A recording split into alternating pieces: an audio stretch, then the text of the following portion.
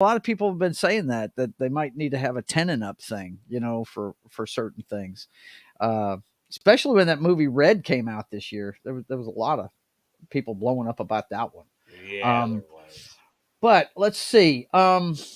In the news today, boys and girls, let me find the one I'm looking for. Yeah, this is the one I wanted to start with today. This is today's news. We ended up with a merger meeting between Warner Brothers Distributing's David Zaslav and Paramount Global's Bob Bakish. They had a sit down to talk possible deal and preliminary type deal. Source to say they're talking about merging. That's not good right there. That's terrible. Well, I don't know if it's Warner Brother and Paramount going together. They're one step closer from just everybody having everything. Well, I don't see how that would get regulatory approval. I don't. That's too big of a They already own HBO and all this other shit. That's like, if they do, it's going to be a fight. It's going to be like how not the Bethesda, but the Warcraft with Microsoft is doing, and it took 2 years to get it approved. As Activision? Yeah, the Activision, Blizzard, all that other bullshit. It took 2 years for that shit to get approved because they were fighting because it was too big of a merger. Yeah. Well, that's huge right there. Right. It's one step closer to a monopoly, is what I think you're trying to say. Because Warner Brother already owns what? And then it'll be just Disney and Warner Brothers. Well, HBO has always been Warner Brothers. I know, but what I'm saying is, they're combining on a streaming service. At one point, we're just gonna have like Netflix and then one other streaming service that has all their shit on it. And then I noticed recently Netflix has been getting a lot better stuff, so that means they're not gonna put their shit on Netflix until. Yeah, nice hat, Joe. Thank you very much. I'm dressing for the season, Yeah, if you guys watch 70s Rock Fans channel this week, I had it on then, But I mean, that's not good. They're looking at. I mean, Warner Brothers. I'm not surprised that Warner probably reached out to these guys. Is probably what happened, because they're actually having to consider bankruptcy at this point. Yeah, you know why? Because they screwed up Star Trek. Well, it's not just that. There's several things, man. Yeah, they screwed up Star Trek, and there was everything else. No.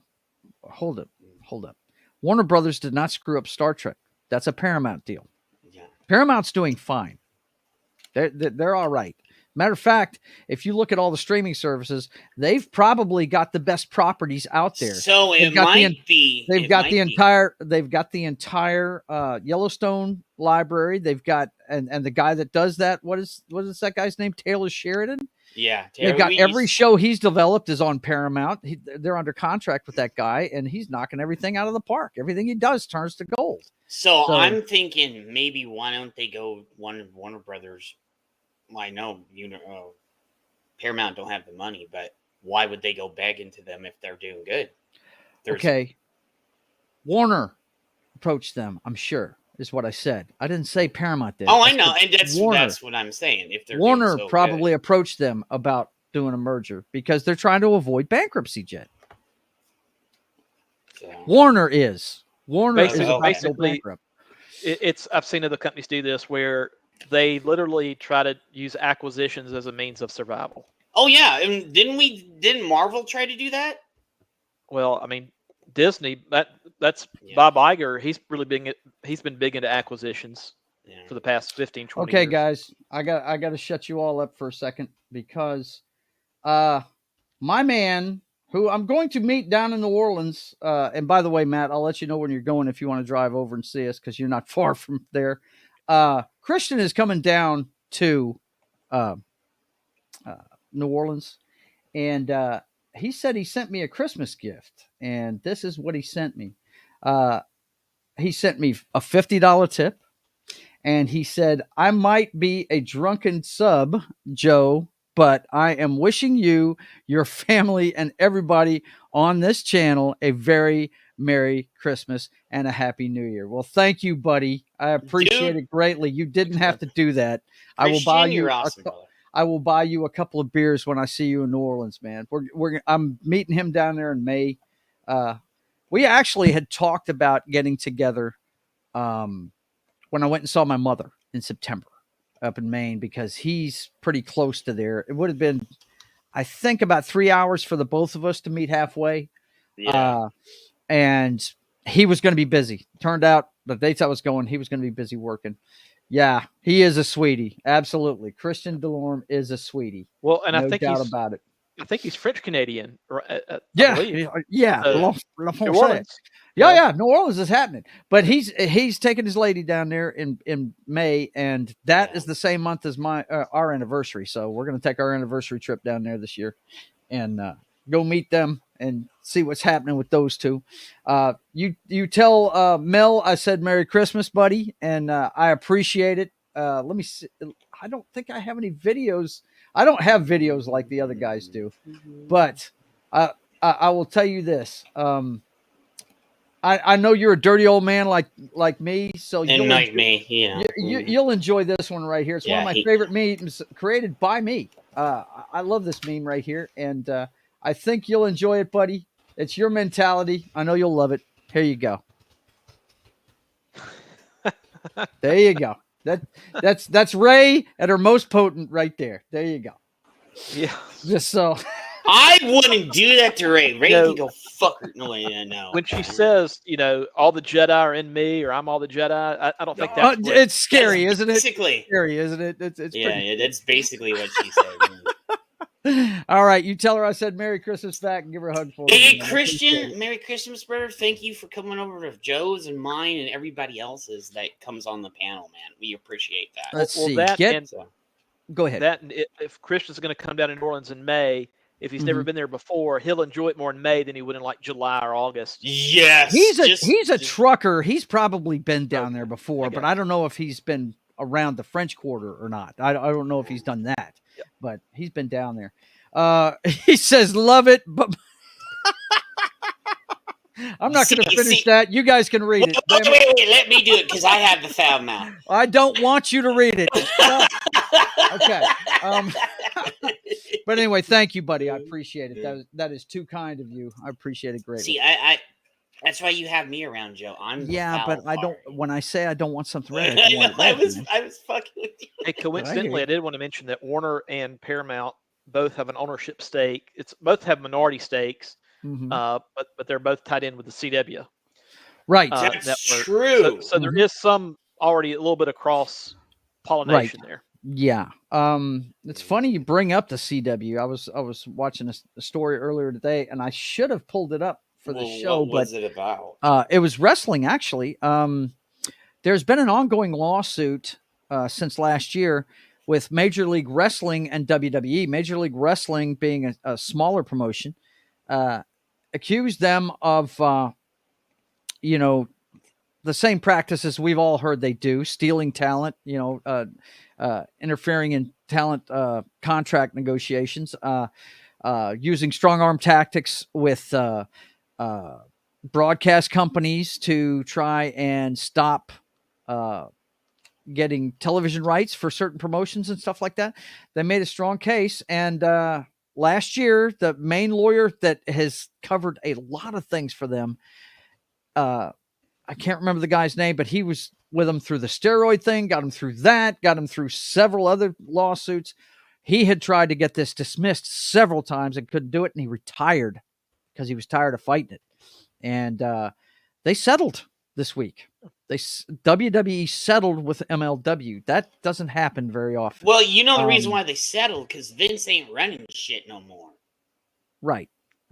It's Endeavor settling with them. It's not Endeavor. McMahon. Yes, and that's the reason why. Absolutely. That's the entire thing. Vince would have dragged this through the mud for years. Yeah. But what I thought was interesting was negotiations with the CW to get their stuff on there, and McMahon successfully blocked it. Well, that's interesting. You said that because the CW they're getting into some NASCAR. They've gotten into college football. They're trying to be more sports heavy. Yeah, one of the longest running NFL shows inside the NFL, which was started God, decades ago on HBO is on CW every Tuesday night now. I don't know if you guys know that or not. Yeah, I saw that for the first time the other day. Yeah, that it was on the CW. I think it had Ron Clark. And I love that show. I think it's awesome. But, hey, Lynn Dawson is not walking through that door. Okay? No, Lynn Dawson. Nick Bonacani is not walking through that door. He's not. That was the original host, by the way, if you didn't know that.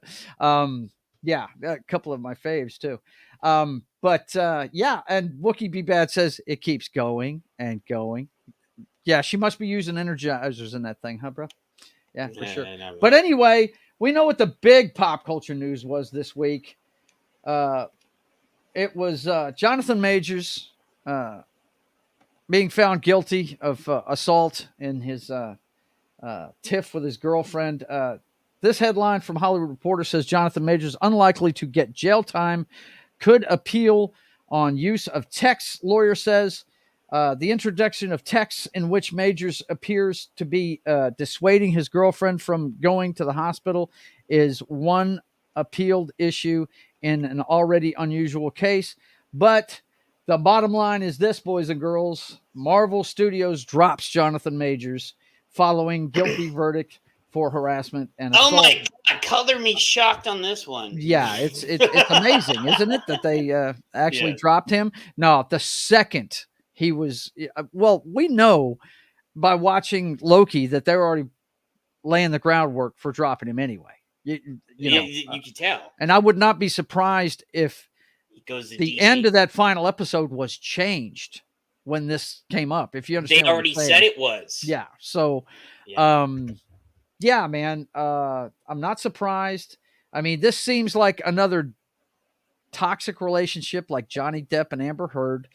But, you know, some of the things, I mean, the most damning thing to me in it was the audio stuff that was released. Him saying, I'm an important person and blah, blah, blah, you know, really touting himself. Yeah. I was like, yeah, there's some self-arrogance going on there.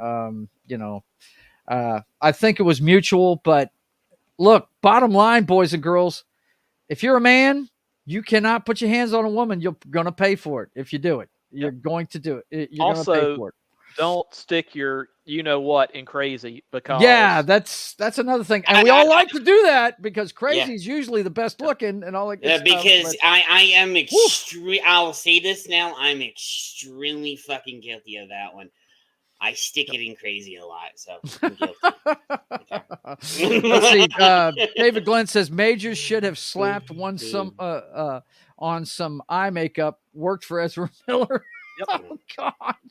Yeah, that's crazy, man. That's crazy. But you know, as far as I'm concerned, they needed to reboot the MCU anyway, and they did. Pretty sure that's what we're going to get with Deadpool 3 next this year. The only Marvel movie. Yeah, they said it was the only Marvel movie, and it's going to reboot and bring people in. Yeah. No Wookiee. Yeah. So we're probably not going to see the Kang Dynasty Avengers movie. There's probably going to be something different going on. Oh, it's going to be the Doom Dynasty. That and John Boyega has said he is not interested in taking on the Kang role if it were ever offered. Yeah. Oh my God, no. Because he would look kind of the same, but no. You know, years later, John Boyega looks like one of the most based individuals on the planet, doesn't he? Doesn't he? In hindsight? Yeah, he does. Oh my God. Well, first of all, what you do there, if you were to make him Kang, you have one of the characters at some point in the movie say, something's different about you.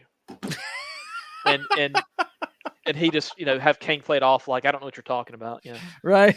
But with Kang, there are unlimited amount of variations. Oh, come on. Yeah. We saw that in the final credits of one of the movies. I can't remember which one. Because, dude, they've all blurred one into another ever since Endgame for me. The only one that stands out to me is the Spider-Man movie. And that wasn't even a Disney thing. It was Sony, so. It's like George Lazenby in the Bond movie where the girl, runs off away from him and he says, this never happened to the other guy.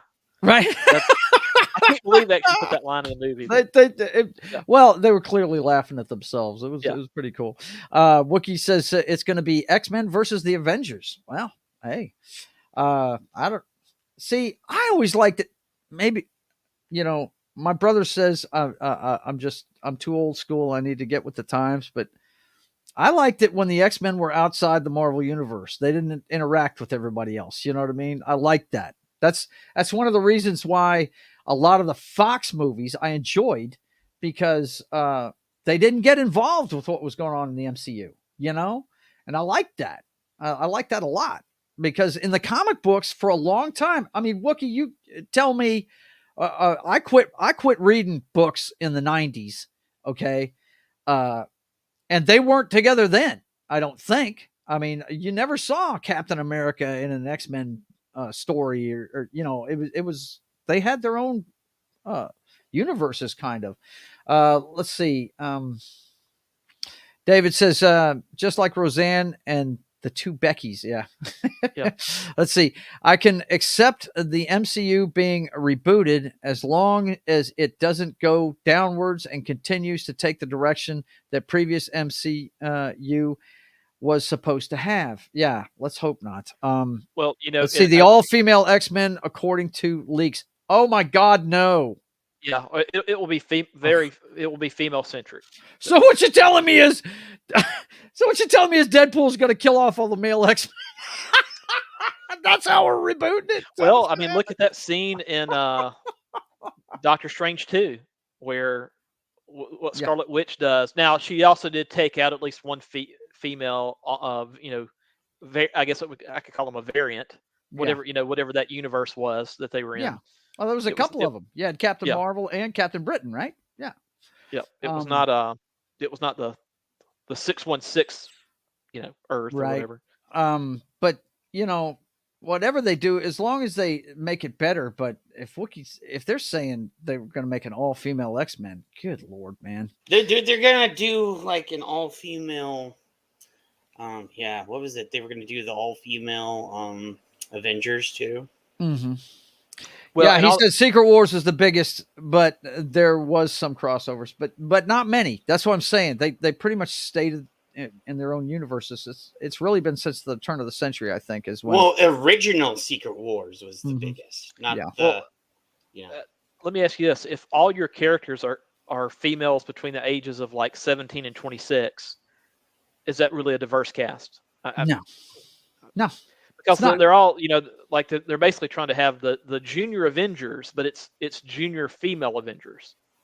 Yeah. With the chick from Hawkeye. In the comics, they're known as A-Force, and She-Hulk is the leader of them, basically. And whatever. Well, I don't see how they can put She-Hulk as it existed on the series in a film. Well, seeing as if I read correctly, they've canceled season 2 of it. Yeah. So I don't know how they do that. Yeah, that's sure. I don't want to buy a ticket for that. No, I don't either. Yeah. And really, I didn't buy a ticket for the Marvels. The Deadpool movie I'm going to go see because I like Ryan Reynolds. I will support him. Maybe not Marvel, but I'll support him. I like Ryan Reynolds. Have you seen the trailer for his new kids movie? He's developed. That actually does look kind of. It does look pretty good. If you guys want to see it, maybe when we get to the Christmas list, we'll show it. But it's called If, and it looks pretty sweet, man. It really does. It looks like something he'd have fun with. You know what I mean? His wisecracking style would probably go really good with it. Yeah, man, that's our pop culture update for what's going on this week. And so let's get to our favorite Christmas movies and specials and stuff. What do you want to start with? You want to start with movies or specials? What do you want to do? You tell me. I'm good with whatever. I'm good. I'm good with that. One quick thing I want to mention before we moved over to that is, sure. I was thinking about different movies, and I've seen ads for this very strange movie that's gotten a bunch of nominations called, well, you may have brought it up before, called Poor Things with Emma Stone and Mark Ruffalo. Mm-hmm. Bizarre. It's like one of these just bizarre Oscar bait movies. And I don't know. I don't get it. You don't. Wait, you okay, don't get Joe. it? Why don't we? I don't get it. We will look at it real quick. Why Hang on. don't we start TV shows and then movies because we got a lot of time. So Yeah, TV sure, shows man. first and But then I movies. want to look at what he's talking about Yeah, here. but Poor yeah, things. that is true. Yeah, and it came out December 8th. But I just don't understand. I understand that a lot of times the Oscars, they like to pick some. Oh, I remember avant-garde this. movies. Hey, Knock, what's going on? Good to see you. I thought you weren't going to make it, buddy. Yeah, no, I just I got out of the gym a little while ago and I grabbed something to eat. I'm on my way home now. I'll be home by like 15 minutes. Okay, well, Okay. don't get in a wreck or anything, man. No, But no, it's no. good to I'm see you. just listening. Good to see you. Yeah. Okay, I remember seeing something on this. This is the one about. Hang on, I'm going to read the synopsis, boys and girls. The incredible tale about the fantastical evolution of Bella Baxter, a young woman brought back to life by the brilliant and unorthodox scientist Dr. Goodwin Baxter. But what they're not telling you is she finds out what sex is and loses her mind and turns into an nymphomaniac or some shit like that, isn't it? God bless this woman. Hang on. What were you going to say, Matt? Have I got that right? That's how I understand it. I haven't looked into it too much. I just remember mainly seeing the ads going, what in the heck is this? Yeah, you need it's more like, nymphos out there. I don't know. It's like everybody tries to channel, Wes Anderson or, Yeah. they think if they make things that are offbeat, that somehow makes them good by default. But well, let's take a look at the trailer real quick. We can do that. Hang on. Let me set it up real quick. I'll have to stop sharing and reshare. But am I right about that synopsis though? I do remember something about her character like dancing for the first time. Yeah. I do remember hearing that as part of the promotion for it, but which might explain why she's so awkward looking in that scene. But anyway, I would like for Hollywood. How about just make a good movie? Yeah, that would be nice. Yeah. That would Let's not be weird. Let's not spend $400 million. Let's just make a good movie. Right. Okay. All right. Let me go ahead and share this real quick. And I'll have to turn my sound on. Sorry, guys. I'm set up for video today. It's just we were doing something else, and I wasn't planning on doing a video this soon. Okay. Here we go. Let's share that. And let's take a look at the trailer for Poor Things. Do you want to see what the world is really like? Yes. My name is Emma Stone. I'm playing Bella Baxter in the film Poor Things. Oh, Wait. That when it starts telling you that it's a festival winner, that's when you should be trepidatious right there. Okay. So Emma Stone playing a nymphomaniac, isn't that typecasting? Right there. Here we go. Just saying. Just saying.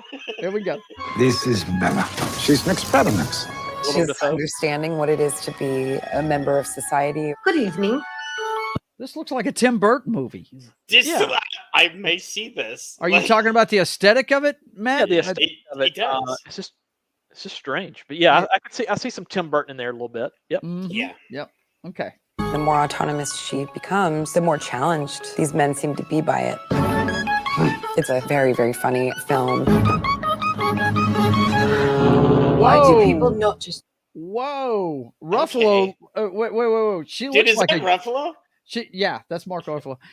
She looks like a converted unibrow there, man. What did they do with her eyebrows, dude? They fucked her up. They're trying to channel that artist that Selma Hayek played. Oh yeah, I remember. Yes, they're also trying to ugly her up. Yeah, which is bizarre. You can't ugly her up. She's beautiful. What the hell, man? Okay, here we go. Do this all the time. Why don't people do this all the time? We must experience everything, Bella. This makes us whole. Bella! Oh boy! Oh, he got a taste of everybody's gonna fall in love with Bella. Yeah, that was. I think he was channeling Marlon Brando there. Yeah. Good Lord. That's the I you know. because it felt like acceptance of what it is to be a woman, to be free, to be scared and brave. Bella. Why? Hey Joe. What Hey in the Joe. hell? Yeah. That's the secret, Cap. I'm always horny. I'm always horny. That's it. That's the secret. I'm always horny. wait. Well, That'd be me. I don't know if you can see this, knock, but he looks like he looks like Snidely Whiplash with that damn mustache of his. He does. It's crazy looking. Keep it in my mouth if it is revolting. Why should I keep it in my mouth? I must go punch that baby. I must go punch that baby. My name is What in the hell? Bro.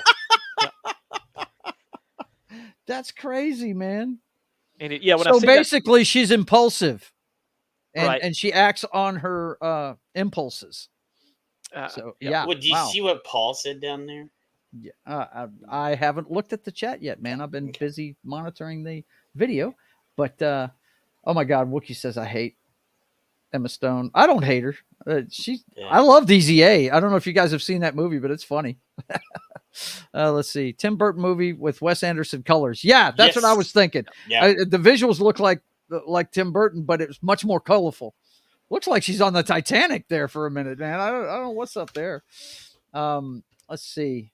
Emma Stone don't look good no more. Okay. All right.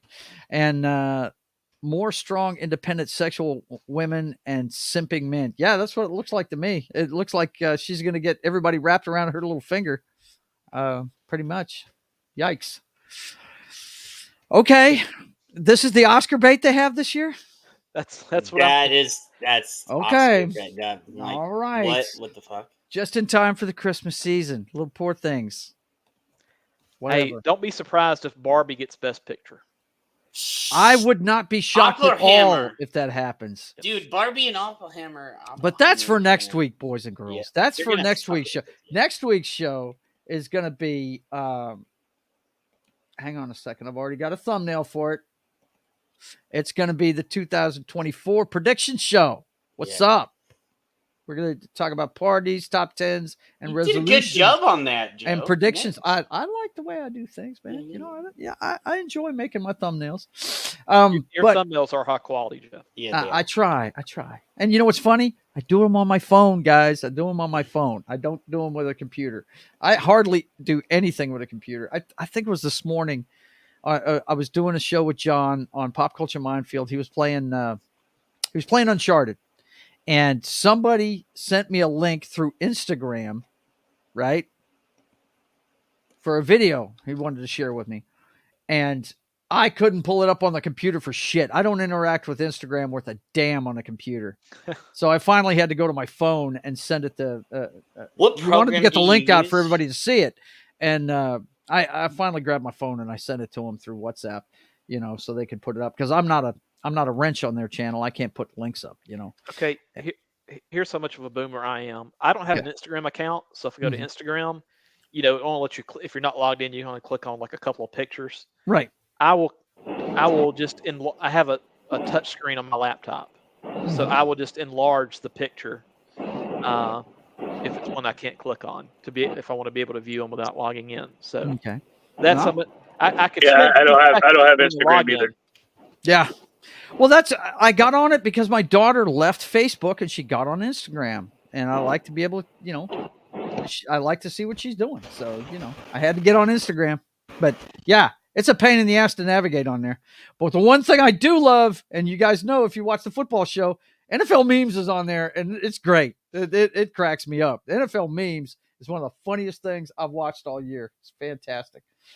Okay, so we're going to get into some of our favorites when it comes to movies and specials that have to do with Christmas. I've only got a few. You guys can tell me what you like, and I'll bring them up.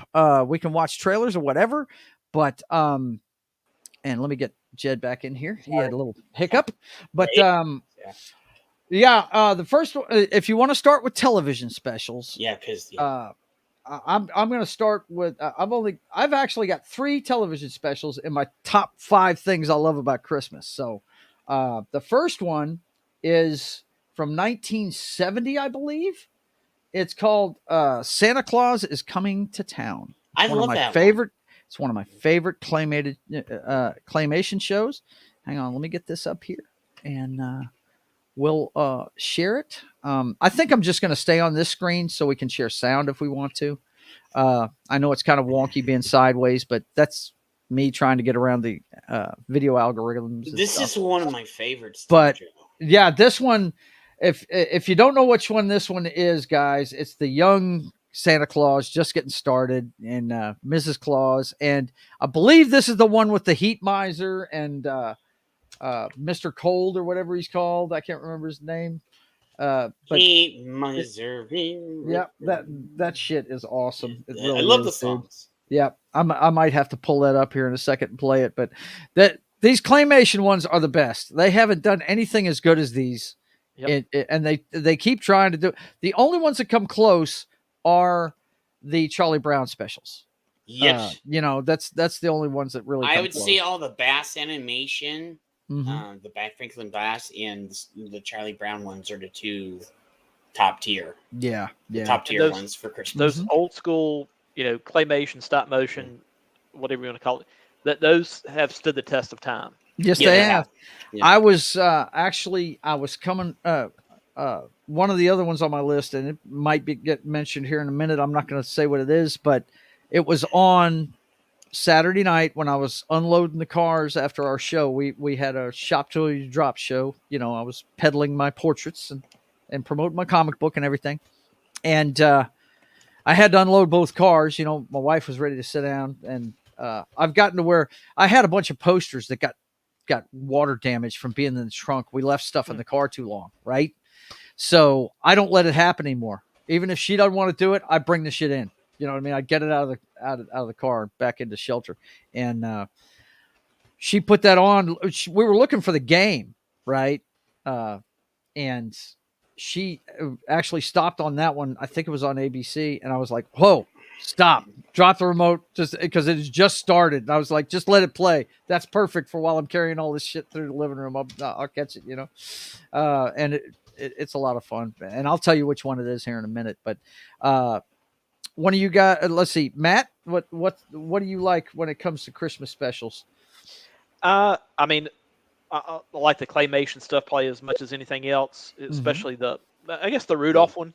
I was just about that's the one that came on Saturday night. Yeah, that was going to be it. my next. Yep. I was going to say that if Matt didn't. So. That's what I was saying. A lot of these, a lot of people love, man. Yeah. One thing that a lot of women get into this time of year, and I think they played at least once a year on CBS or ABC, is The Sound of Music. Mm-hmm. I don't consider that Christmas though, dude. I don't either, but they do play it. They play it a lot during Christmas time, man. Yep.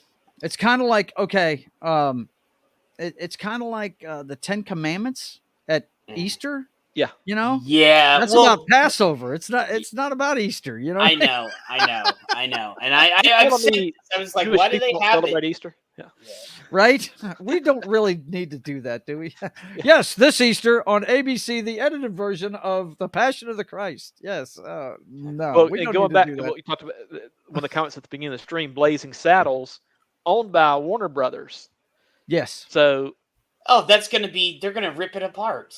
I'm hoping it's no. Warner Brothers gets their hands savage, on this, but they're just gonna gut it. Also, a movie from the early '70s that has stood the test of time, like these. Yes, it has. Yep. Yes, it has.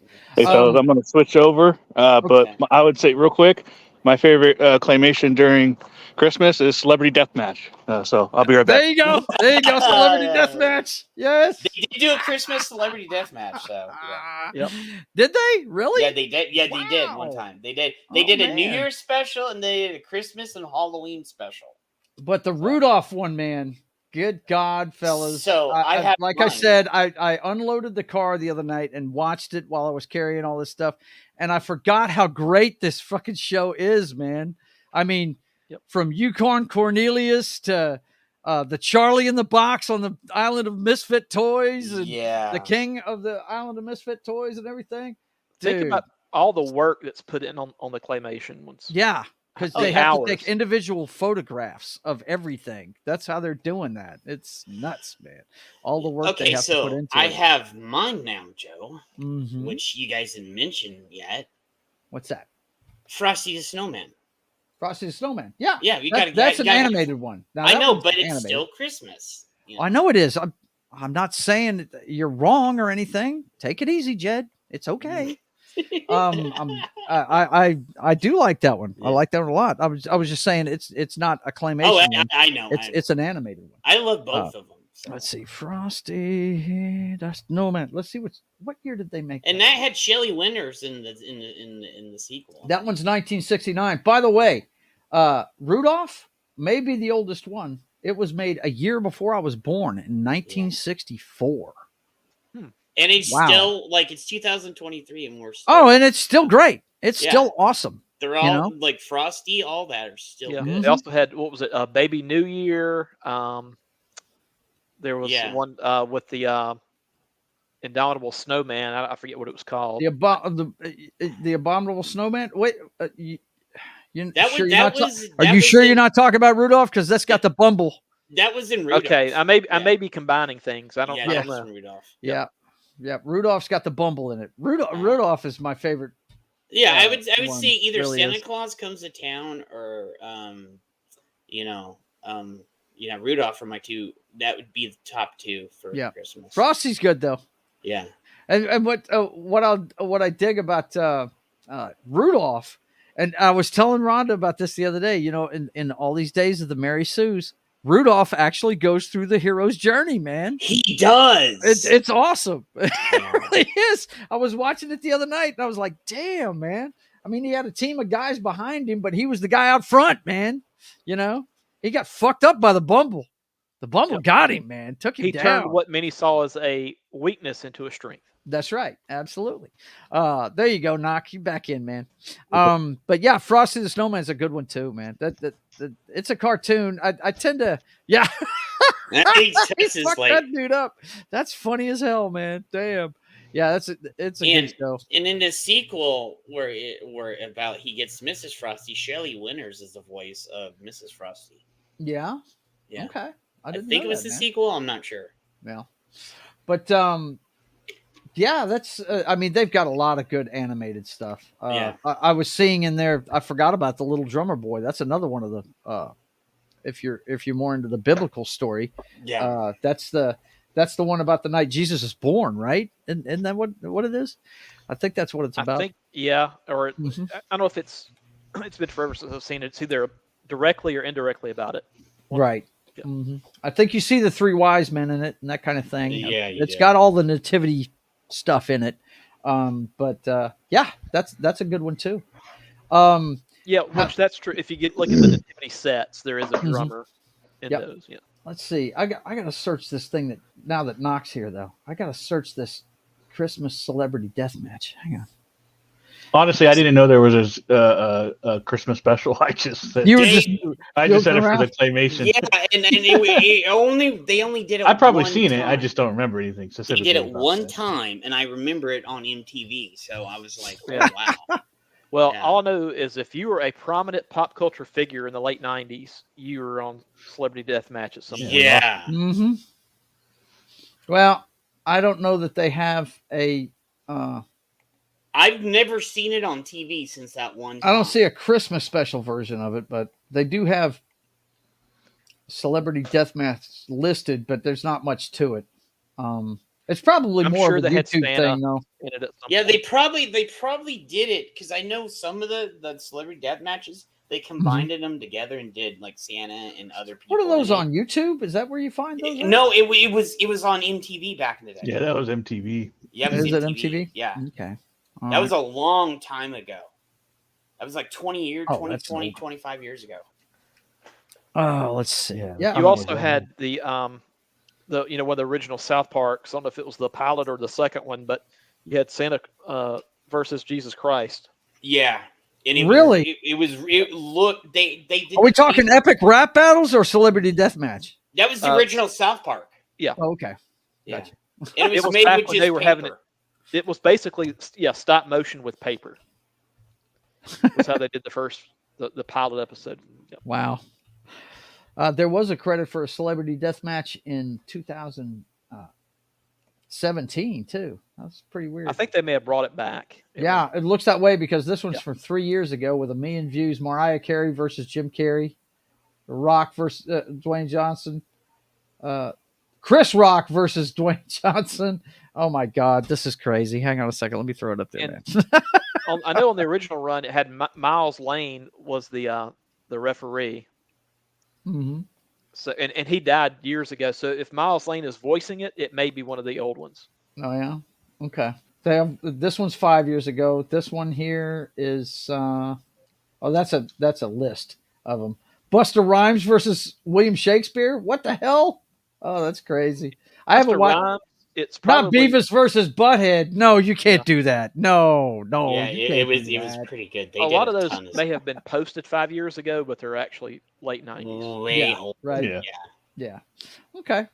Well, that's cool, man. That's cool. Yeah, those were kind of neat. They were There, neat. what was it? There was the one where Santa Claus came in and like killed he brought reindeer or sleigh and smashed somebody or some shit. They were entertaining in the same way that the Garbage Pail Kids was entertaining. Yeah. Let's see if they got a Santa Claus one. Hang on. I remember he was in it at one point and he did something. I think it was Santa versus the we Grouch got or Larry something. King versus Geraldo Rivera. Hang on. Let me see what I'll show you what I'm getting in here. Nev Campbell versus Sarah Michelle Gellar, excuse me.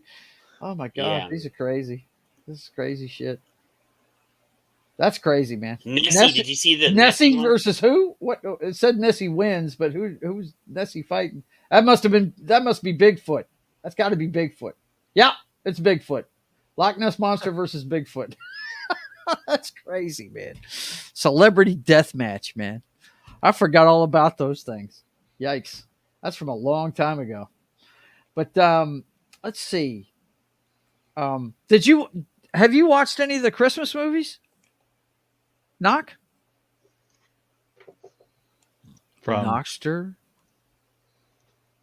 for what do you mean from what? Last I mean, we had pointed out a couple of Christmas movies during the knock list weeks ago. But did you watch Scrooged by any chance? I haven't watched any Christmas movies. You guys Okay, killed my spirit by waiting. You are Oh, such whatever. a negative Nancy, dude. Good He Lord. turned into a grouch right I there. swear to God. I'm sorry we didn't discuss it in September, not. Right? Damn. At How least much I would have been time do you prepared.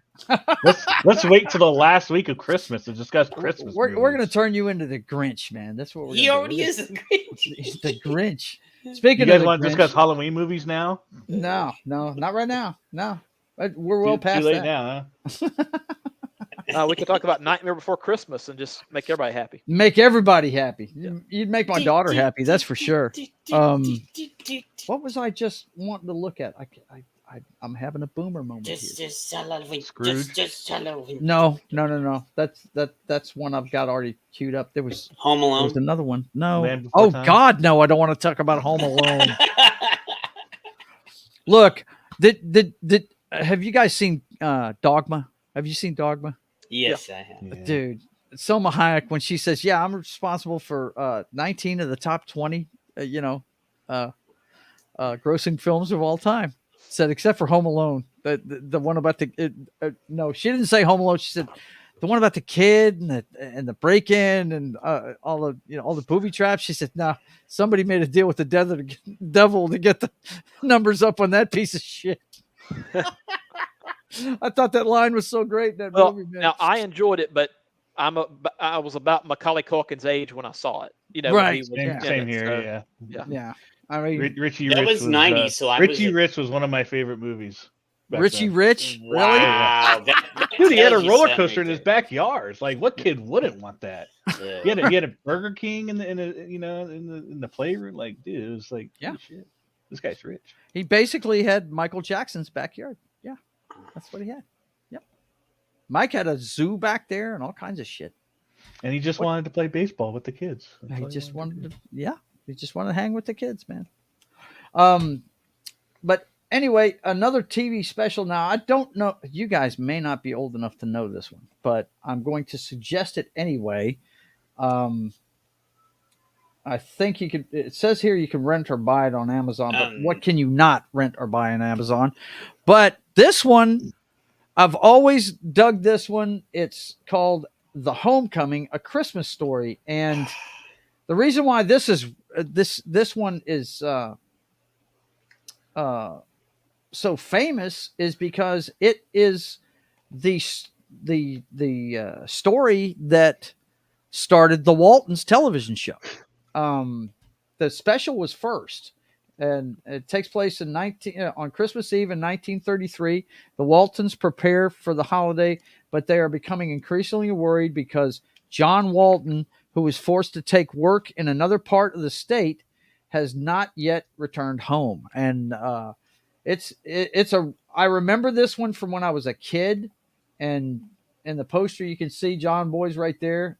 His dad's in there and everything. But if you never saw the Waltons, there was two icky sweet television shows when I was growing up, and the Waltons was one, and the other one was Little House on the Prairie. And Rhonda is a big fan of Little House on the Prairie. She loved that one. What was the guy's name? That Michael something. Michael Landon. Michael Landon. He did that. Well, he started on Bonanza, right? Wasn't he one of the young sons on Bonanza? Yeah, between Yeah, you're right. Bonanza, Little House on the Prairie, and then Highway to Heaven, Highway right? to Heaven. Yeah. There was like 30 straight years where he was on one of the top-rated television shows. Yeah. Yeah. Mm-hmm. Yeah. Michael Landon knocked shit out of the park, man. And he was the nicest guy in the world, too. But this one here, I was not a big fan of the Waltons television show, but everybody knew, every show ended with them saying goodnight to everybody, each other. And there was always John somebody Boy. said goodnight, John Boy, Good night, Mary Sue. But this is the special that started it. And the reason why it's so, I remember it so much is my mother is from a part of the country where traveling in that kind of weather at Christmas time can be a problem, and you could see why you'd be worried about your loved one trying to get to you. You know what I mean? And it's really a great show. You guys, I highly recommend it. You should check it out. But this came out first, and then they developed a television show out of it called The Waltons because it was so popular. And it came out in 1971. Yeah, that's one of my favorite ones. I didn't know if you guys knew that was the birth of the Waltons, was a Christmas special. Yeah. I didn't know that. Yep, absolutely. You should check that one out. It's really good. And he's the same guy. He's the guy that has, he. If you guys don't know what the Waltons is, it's circa 1933. They're all hardworking people, but they've all got dreams of doing something else. Like John Boy wants to be a writer, right? And he's always got that. I think it was Red Wing tabs that he always had to have. The yellow writing paper. I can't remember what it was, but it was definitely a different notepad he had to have. And he dreamed of being a writer, but he's always working, to get the family food on the table. You know what I mean? It was a good show. I think The Waltons is a good show. I got to be honest though, when I was a kid mm-hmm. and reruns of it would come on, I would think, "What is this corny stuff?" And right, I thought the same thing, but I always remembered that because I have sat there and watched my mom pace in the kitchen on a Christmas, waiting for a relative to get in. You know what I mean? Well, I've seen that when we lived up north a couple of times. When you tell that story, there's a song by the band Alabama. They were big in the 80s called 18 Wheeler. Yep. And it's actually a good country song. Yeah. About a mother and child that were worried about the father, who was a truck driver. Right. And he was doing a quote unquote Midwest run in a snowstorm. So good song. Yeah, it's good stuff. You should check that out. Okay, who else has got something? I know Knock has got to. There's one special I haven't heard you guys bring up yet, but if there's any show that'll bring it up, I know it's coming. But you guys tell me, Knock, tell me a Christmas special you dig. TV show? Yeah. Yeah, other than the Star Wars holiday special. That's what I was wondering when somebody was going to mention it. I was not going to mention that fucking condemned piece of work. I mean, Okay. honestly, My I don't. mouth- my mouth I've was never, gonna I've keep never seen shut it. on that You one. know, so I You've don't never know. seen it? Yeah. No. I Well, like how like the sphere of YouTube we're in. We're like everything old is great except Except the Wars Star Christmas Wars Christmas special. Everybody acts like that's the third rail. Like, don't no, ever no, touch we that don't one, talk you know? about that shit. We don't talk about the Christmas. Nope. Just like Highlander 2. That shit doesn't exist. Right? No. It never happened. Never happened. Now, what's the Like- joke? What's the joke about Chewie friggin' getting into Wookiee porn on this? So where this does is that like come from? revolutionary. In 1978, he was into VR pornography. Okay, 1978. Yep. That's Too cutting funny, edge. man.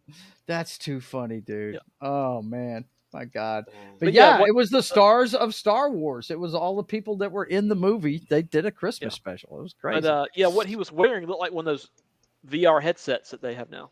Yeah. With his eyes covered and everything. And it was a scantily clad woman singing in a seductive manner, and he was really enjoying it. Yeah, Harrison really looks like he wants to be there, doesn't he? Yeah. I think the way Something they, tells me that's not Peter Mayhew. I think I the way know. that they cast a lot of this was okay. Who's on the CBS lot today? Right? Okay, Who yeah, is- you're who's here? you're in this scene. Dude. Yeah, Yeah. you put the robot suit on, okay? Yeah. Like, hey, you do this right over here. I'll do that. You do this. Oh my God, man. They had the guy from the Carol Burnett show play two different characters. Really? Harvey something. Anyway, he played two different. I think it was Harvey Korman. He played two different characters. Oh my God. It was like whoever they could get. You know, you're walking by the stage at 12 o'clock. You're putting me in what? A Star Wars show? Okay. Okay, sure. You have any lines? Yeah, you have 20 minutes to learn them. Here we go. Right. Well, I know. Let's see if I can find it on IMDb. It should be here. And you'll hear people say, "Oh, I don't like anything There about it is. that special other than the B. Arthur music part." Well, if you're liking a scene that involves B. Arthur and singing, then the bar is pretty low. Yes, it is. 'Cause Big time. She's pretty witty, but yeah, not. But singing, no, Yeah. that's not her strong suit. No doubt about it. I also am shocked that none of you have mentioned this one because it was pretty much universally dug when it.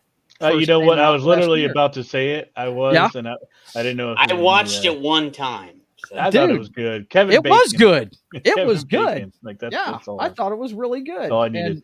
And I figured Knock would dig this one. Yeah, for sure. Oh yeah, I saw it when it came out. Isn't this the one where they established the fact that Mantis and Star-Lord are brother and sister, right? They're Yep. both children of Of what's his ego. name? Ego?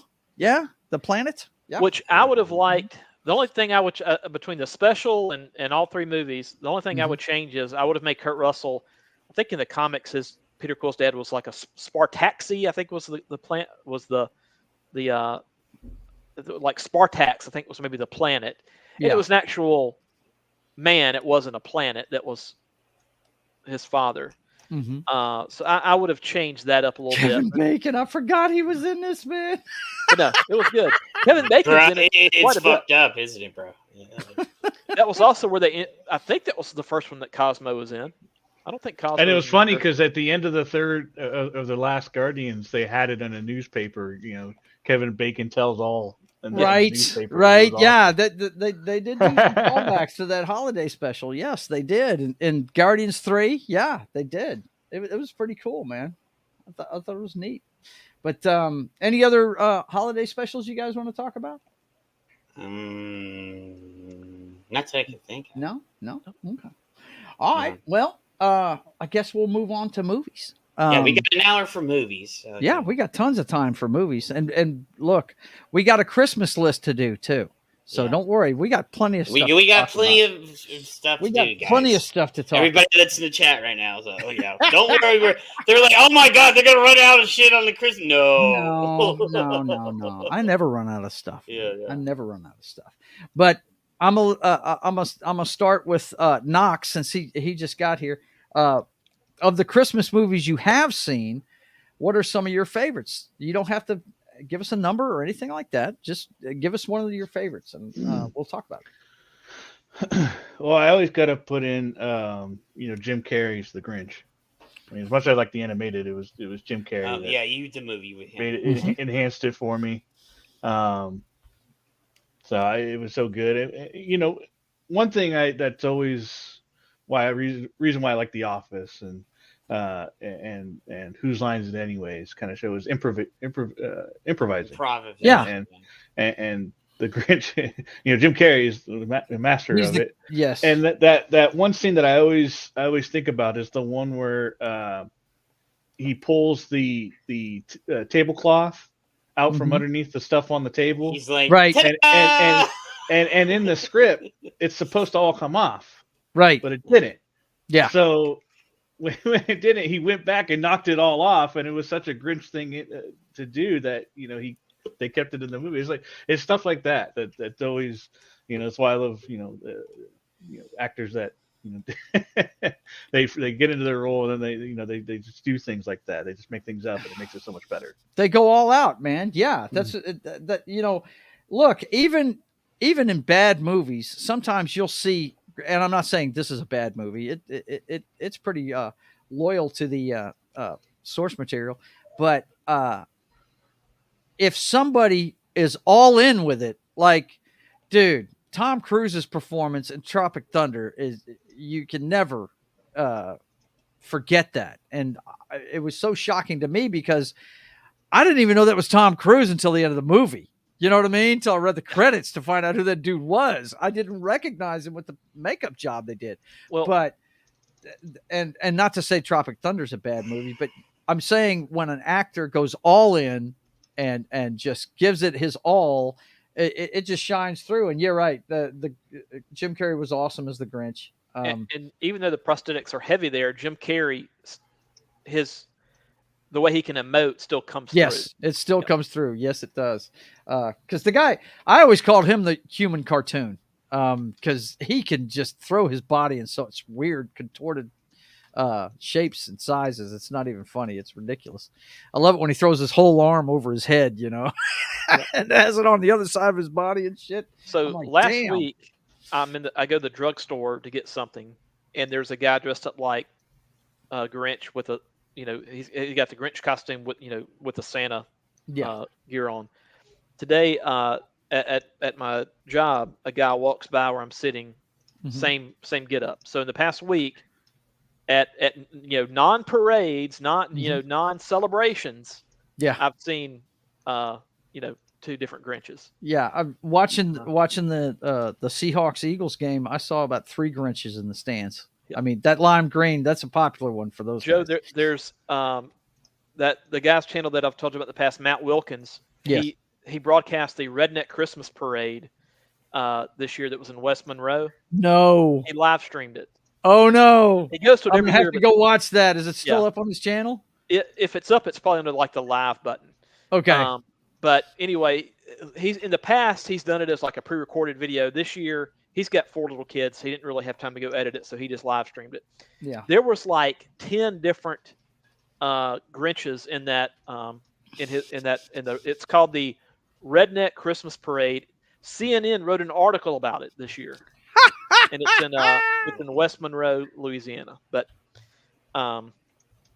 anyway, CNN tried to make it political somehow. I don't know how, but I mean, you've got that parade has monster trucks. It's got all kinds of things. Oh yeah, I'm fixing to pull it up now. And what's the guy's channel? Matt Wilkins. Matt Wilkins. And there may have been other people that have recorded it, but I just want to look specifically for his to plug him. And it would have been sometime in December, but I'm looking, and I'll look as well. Let's see, where is he? I'm gonna have to search for his channel first. Is what I'm gonna have to do. But yeah, there's a lot of videos up for that Redneck Christmas Parade, no doubt. But yeah, if anybody hasn't seen any videos of it, it's definitely worth.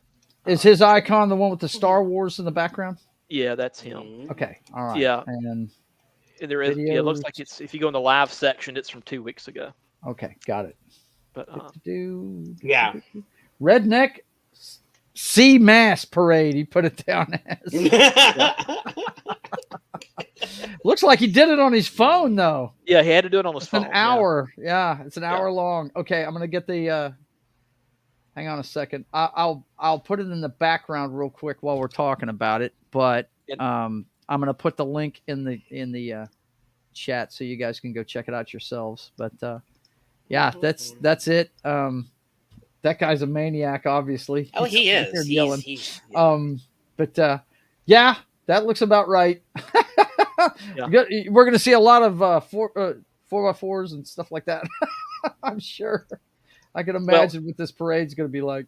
And that same day, the city I live in was supposed to have a Christmas parade, and they canceled it due to some drizzling rain. I'm like, right? Come on, man. No, we've had Mardi Gras parades and that stuff before. Yeah, hell with that. You can't. Yeah, I remember my buddy tried to get me to go down to Mardi Gras one year, Joe, and they were gonna have a small hurricane, and people still went out. Mm-hmm. Yeah, it doesn't stop them, and then it just turned into a drizzle, and people were still out there. His stuff is failing him here a little bit here. Yeah, a lot of a lot of trailers going on here. But it literally was an hour of that. Like it was like constant cars trailer after trailer after yeah. trailer being pulled by a truck, right? Yeah. Sounds about right. I mean, it's like less than a homecoming parade for a football team, right? Oh man, I'm sure that's fun though. West Monroe, good Lord.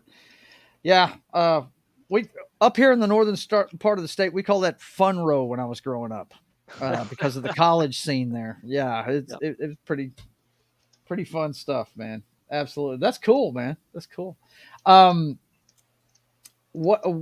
Let's see, Jed, you haven't chimed in a while. What's a Christmas movie that you dig, man?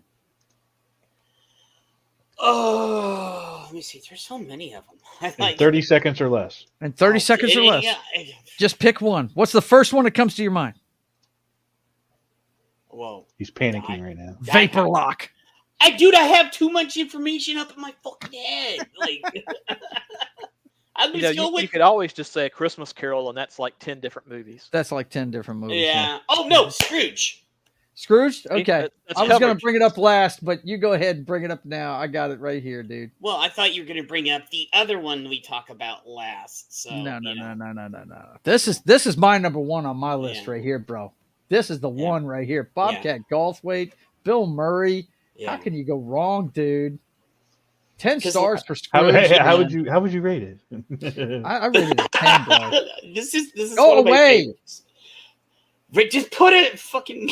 Look, it's Lee Majors, man. Lee Majors. There's everybody in this movie. Yeah, it's. Oh my God, too awesome. Yes, guys, Richard Donner. Do I need to say any more? Yeah, dude. The guy that did the original Superman movies, and oh my God, this movie is just too much, dude. It really is. Karen Allen from Raiders of the Lost Ark fame. John Glover's really good as the evil Bryce Cummings trying to steal his job.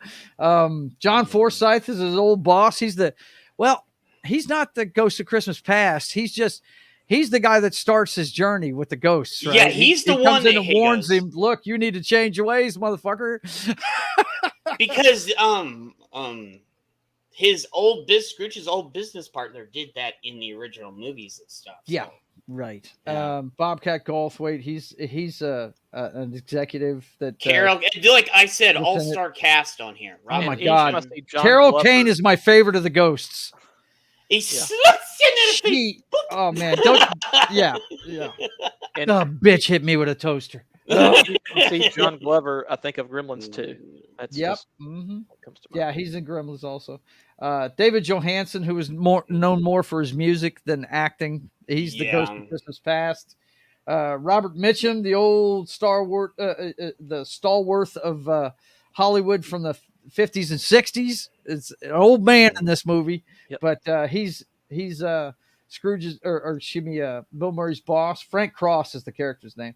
And David Johansen is the guy that sang the song, feeling hot, hot, hot. Yep. Yeah, absolutely. Buster Poindexter. Yeah. Yep, absolutely. It's such a great movie. You've got to watch this year, Knock, and give us a review. Yeah. Either next week or in the new year, because you will dig this flick, man. It is fantastic. It really is. It's my favorite version of A Christmas Carol. It really is. It's fantastic, man. Okay, Matt, what you got for us, man? Well, I'm going to go like? cliche and just Christmas Vacation. Christmas good, Vacation. good. Okay, Good. there you go. Ain't It's nothing wrong with that. some movies that you like as a kid that are comedies. When you get older, you're like, that wasn't as funny as I remembered it. Well, Christmas Vacation holds up. Yes, it does. I mean, there's just all sorts of little gems in there that you don't notice, until you have subsequent viewings. One weird thing that I just found, I was Googling Christmas movies just to try to see if I could find any other ones that I wanted to nominate. And according to Google, Eyes Wide Shut is a Christmas movie. Oh, they can go fuck right off. Eyes Wide Shut? Nah, bruh. Nah. I've only seen that movie once. I don't remember that I've seen it like having 3 anything to times. do with Christmas. I've seen it like 3 times. No, it has nothing Secret to do with societies putting masquerade masks on and banging each other. No, I don't know. I don't know. Not sure. It almost makes you think of that guy that had the island that died in prison. Oh well, hey, Eyes Wide Shut's almost in that madness right there. I don't know what guy it's you're damn near in that talking wheelhouse. about, Matt. I was thinking more Bohemian Grove myself. But, Bohemian Grove. It's all connected. Don't say those words, Joe. I can say those words all I want. I'm not monetized, bro. Oh, I can say those words all I want. If you say those words, Alex Jones will appear in your chat. Yeah. He will appear magically in my chat. Dude, we got Alex Jones right in both our channels, Joe. What's up? Yeah, Christmas Vacation. I like all the vacation movies with Chevy Chase in them. I think they're awesome. I really do.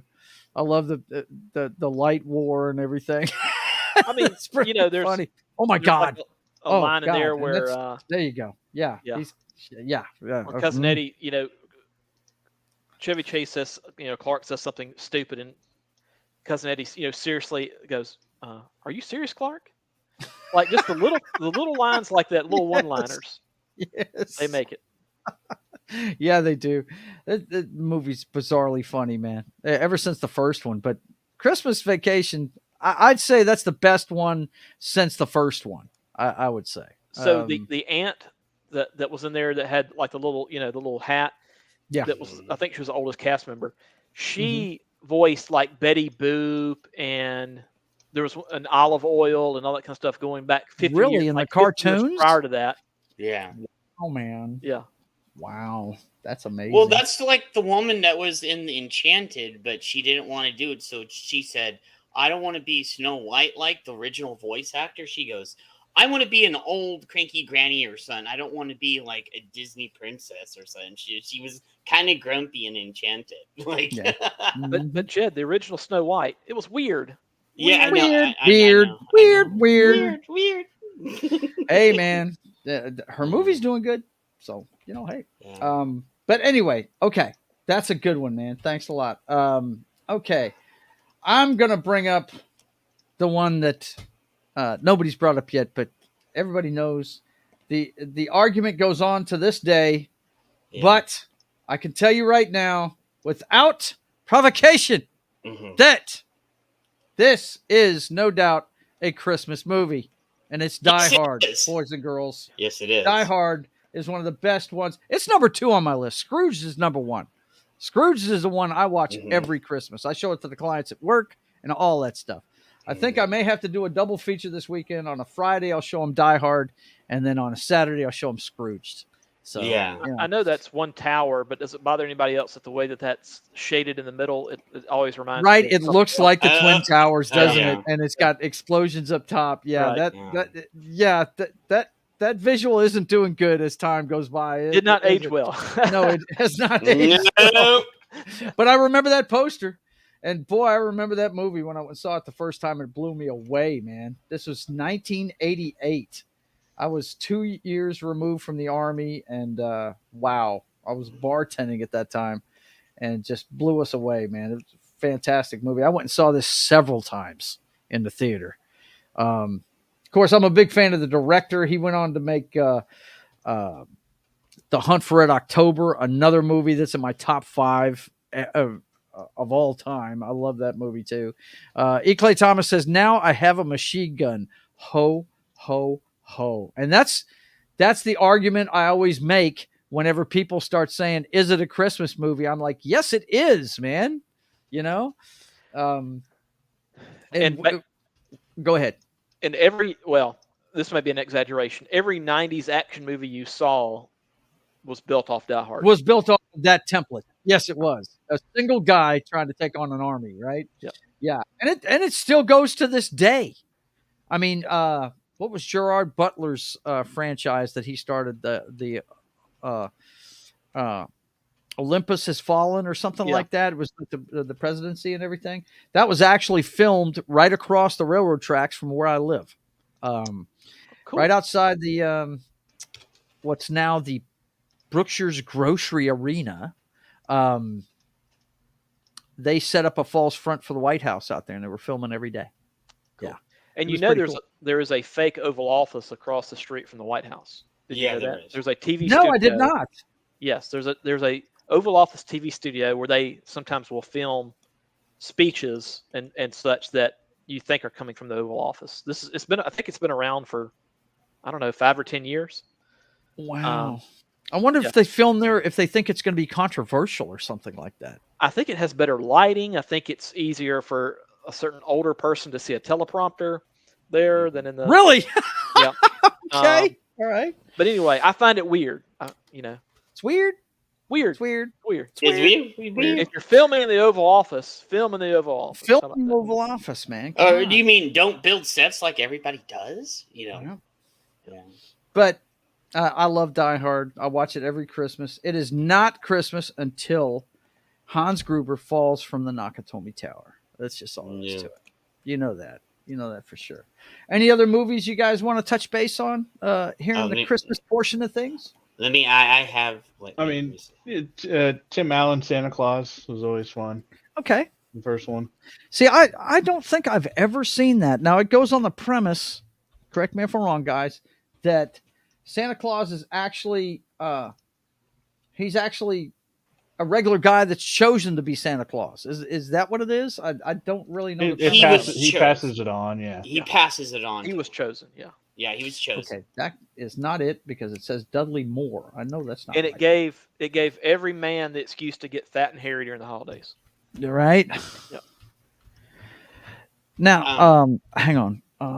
Since we're on the Santa Claus, let me make sure I got the right one. Tim Allen, Santa Clauses? No, the Santa Claus, 1994, Tim Allen. Here we go. Yes. Yeah, I have another one after that. Oh, my God. Dude, it's a good Look movie. At this fucking poster. Jesus Christ. Hang on. Let me refresh the page. Wait, look at that thing. Yeah, that was, okay, I remember when this came out. This was on the bus stops and everything everywhere. I remember this. So it was hilarious. I was like, oh, God, Tim Allen in a Santa Claus movie. This is going to be, Yeah. So tell me the premise of this now. Was that Santa Claus dying or something? Off the roof?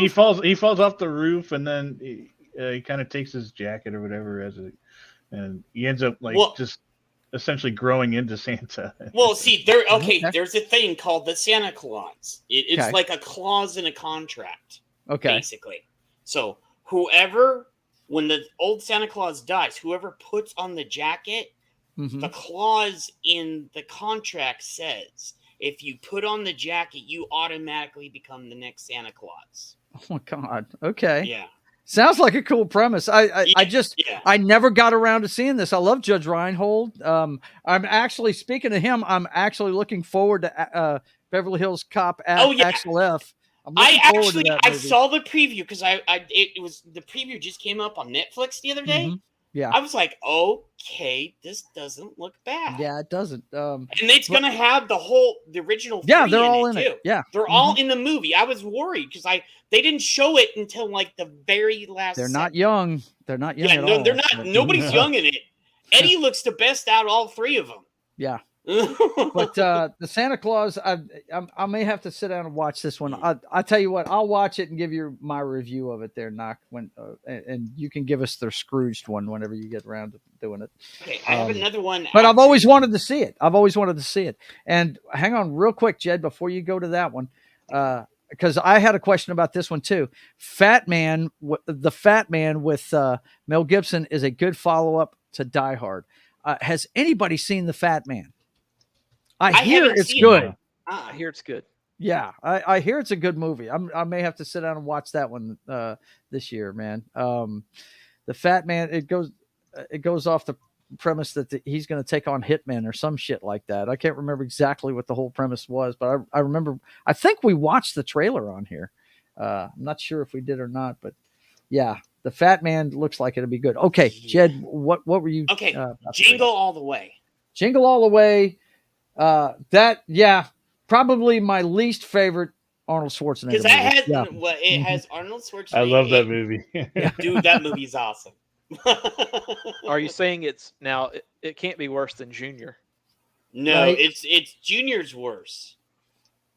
So Absolute craziness this movie is right here. dude, I love the startup where they try to get the balls and they go and it's a whole on like UFC fight to get these balls. This part right here. But it definitely has got some of the best comedians you'll ever see. It's got Sinbad. Got Sinbad and the guy that got murdered by his wife later on. Phil Hartman. Who was a gem. He was. Him way too early, man. Funny dude. This movie is like gold. Is that River Phoenix? No, that's Anakin. That's little Anakin. That's little Anakin from Star Wars. Oh, okay. That's Jake All right. Lloyd. He looks a lot like River Phoenix as a kid. Yeah, that's man. Jake Lloyd. Yeah. Okay. So he played it as his dad. And dude, Arnold Schwarzenegger actually punches a reindeer in this movie. Like he goes, "Oh, you would." It knocks them out. Yeah, you know what? I've never seen Jingle All the Way, but you know what that must be a callback to? That must be a callback to Conan, where he punched a camel in the face. Yes, he knocked out a camel. Yeah, yeah. It like Jingle All the Way is awesome. I love this. Yep. I've watched it like once. I love it. I'm not. I'm more a Conan guy myself when it comes to Arnold, but he did make some funny movies. Kindergarten Cop. I watched a million times. Kindergarten Cop was great. Twins, I loved. I thought Twins was fantastic. He really leaned into that one. I thought that was great. It's not that I don't like his comedy. I just wasn't into that one too much. But that's good stuff, man. It's good stuff. I have another one if you want another one. Okay, give me another one, Jed. Gremlins. Oh yeah, that is a Christmas movie, isn't it? Yeah. Wait, I'm bringing up all the movies I brought up last week, so right, yeah. Well, we did start a little early last week, and we didn't get to talk that much last week about the movies. So. No. Just remember, do not feed Jed after midnight. That's it. Don't feed. Oh yeah, because they multiply and turn into. You couldn't make Kindergarten Cop today. No, you. No, you couldn't. No, you couldn't. Boys have a girls have a vagina. Boys have a penis. Gremlins, man. Don't feed them after midnight, and don't let them get wet. Oh my God! Wow, how crazy is this movie? But it's got one of the hottest females to ever grace a movie screen. Yeah. There she is, Phoebe Cates. Oh my God. Oh my God, she's gorgeous. So, and this one, there is no debate. This is a Christmas movie. Yes, because it is. It's a Christmas gift that this guy is given. Yeah, right? That's what I was gonna say. Yeah. Billy, it literally he gets for Billy's Christmas, he gets him Gizmo. He goes to the shop for people that have. I know there are some people that have never seen this, which is give me a break. If you haven't seen it by now. Spoiler alert, we're going to talk about the story. Yeah, so this is this came out in 1984, so this is like a 35-year-old movie. Mm-hmm. It's been around a long time. If you guys want to feel old real quick, it's coming up on 40 years.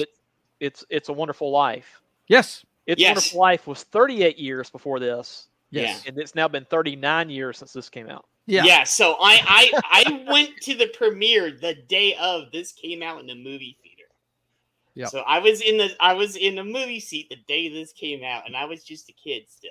'84. Yeah, I was still a kid. Yeah, I was in the Army when this came out, dude. so I was I saw it on five Fort in- Hood. That's where I I was saw it. 5 in '80, so I was like 6, 7, maybe 8. I don't know.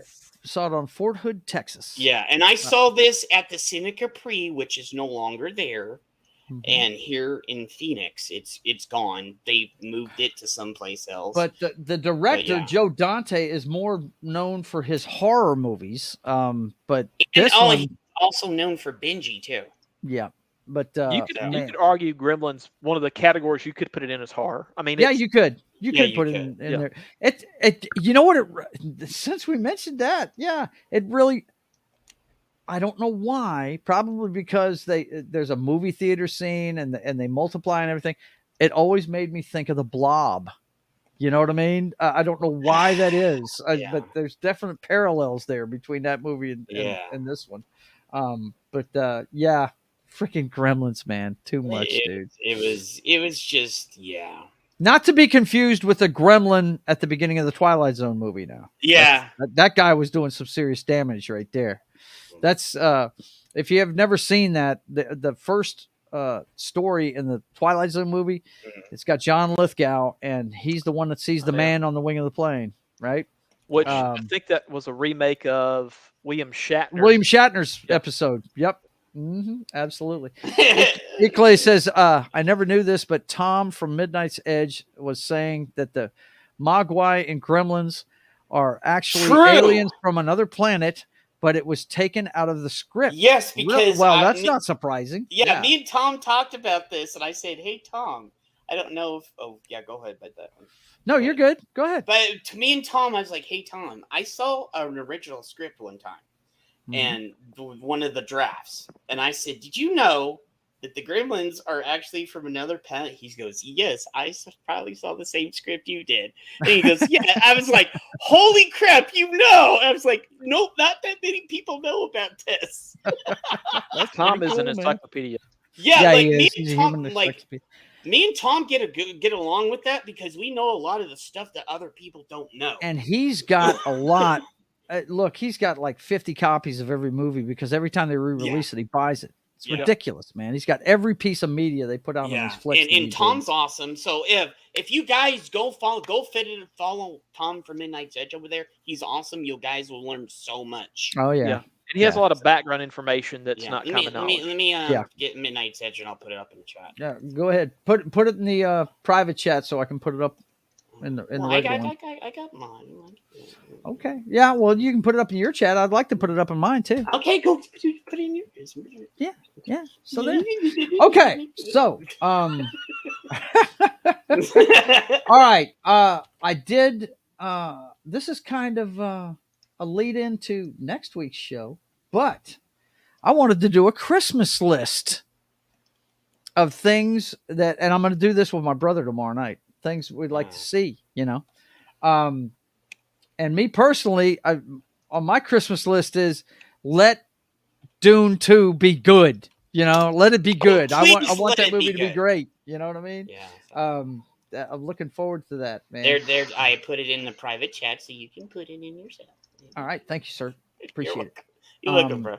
But yeah, man, definitely follow Tom. He is crazy good. Yep. No doubt Midnight's about Edge that. and Midnight's Edge After Dark. So that's right. I'm going to get the. I personally like what's it? Toxic Femininity. That show he does with Nina Infinity and a couple of the other girls. Monday nights. Yep. Monday nights. It's right awesome, before the meltdown. Yeah, that's good stuff. Let me go put this over on my channel, and then I put it there so you can do both of them, Joe. I did.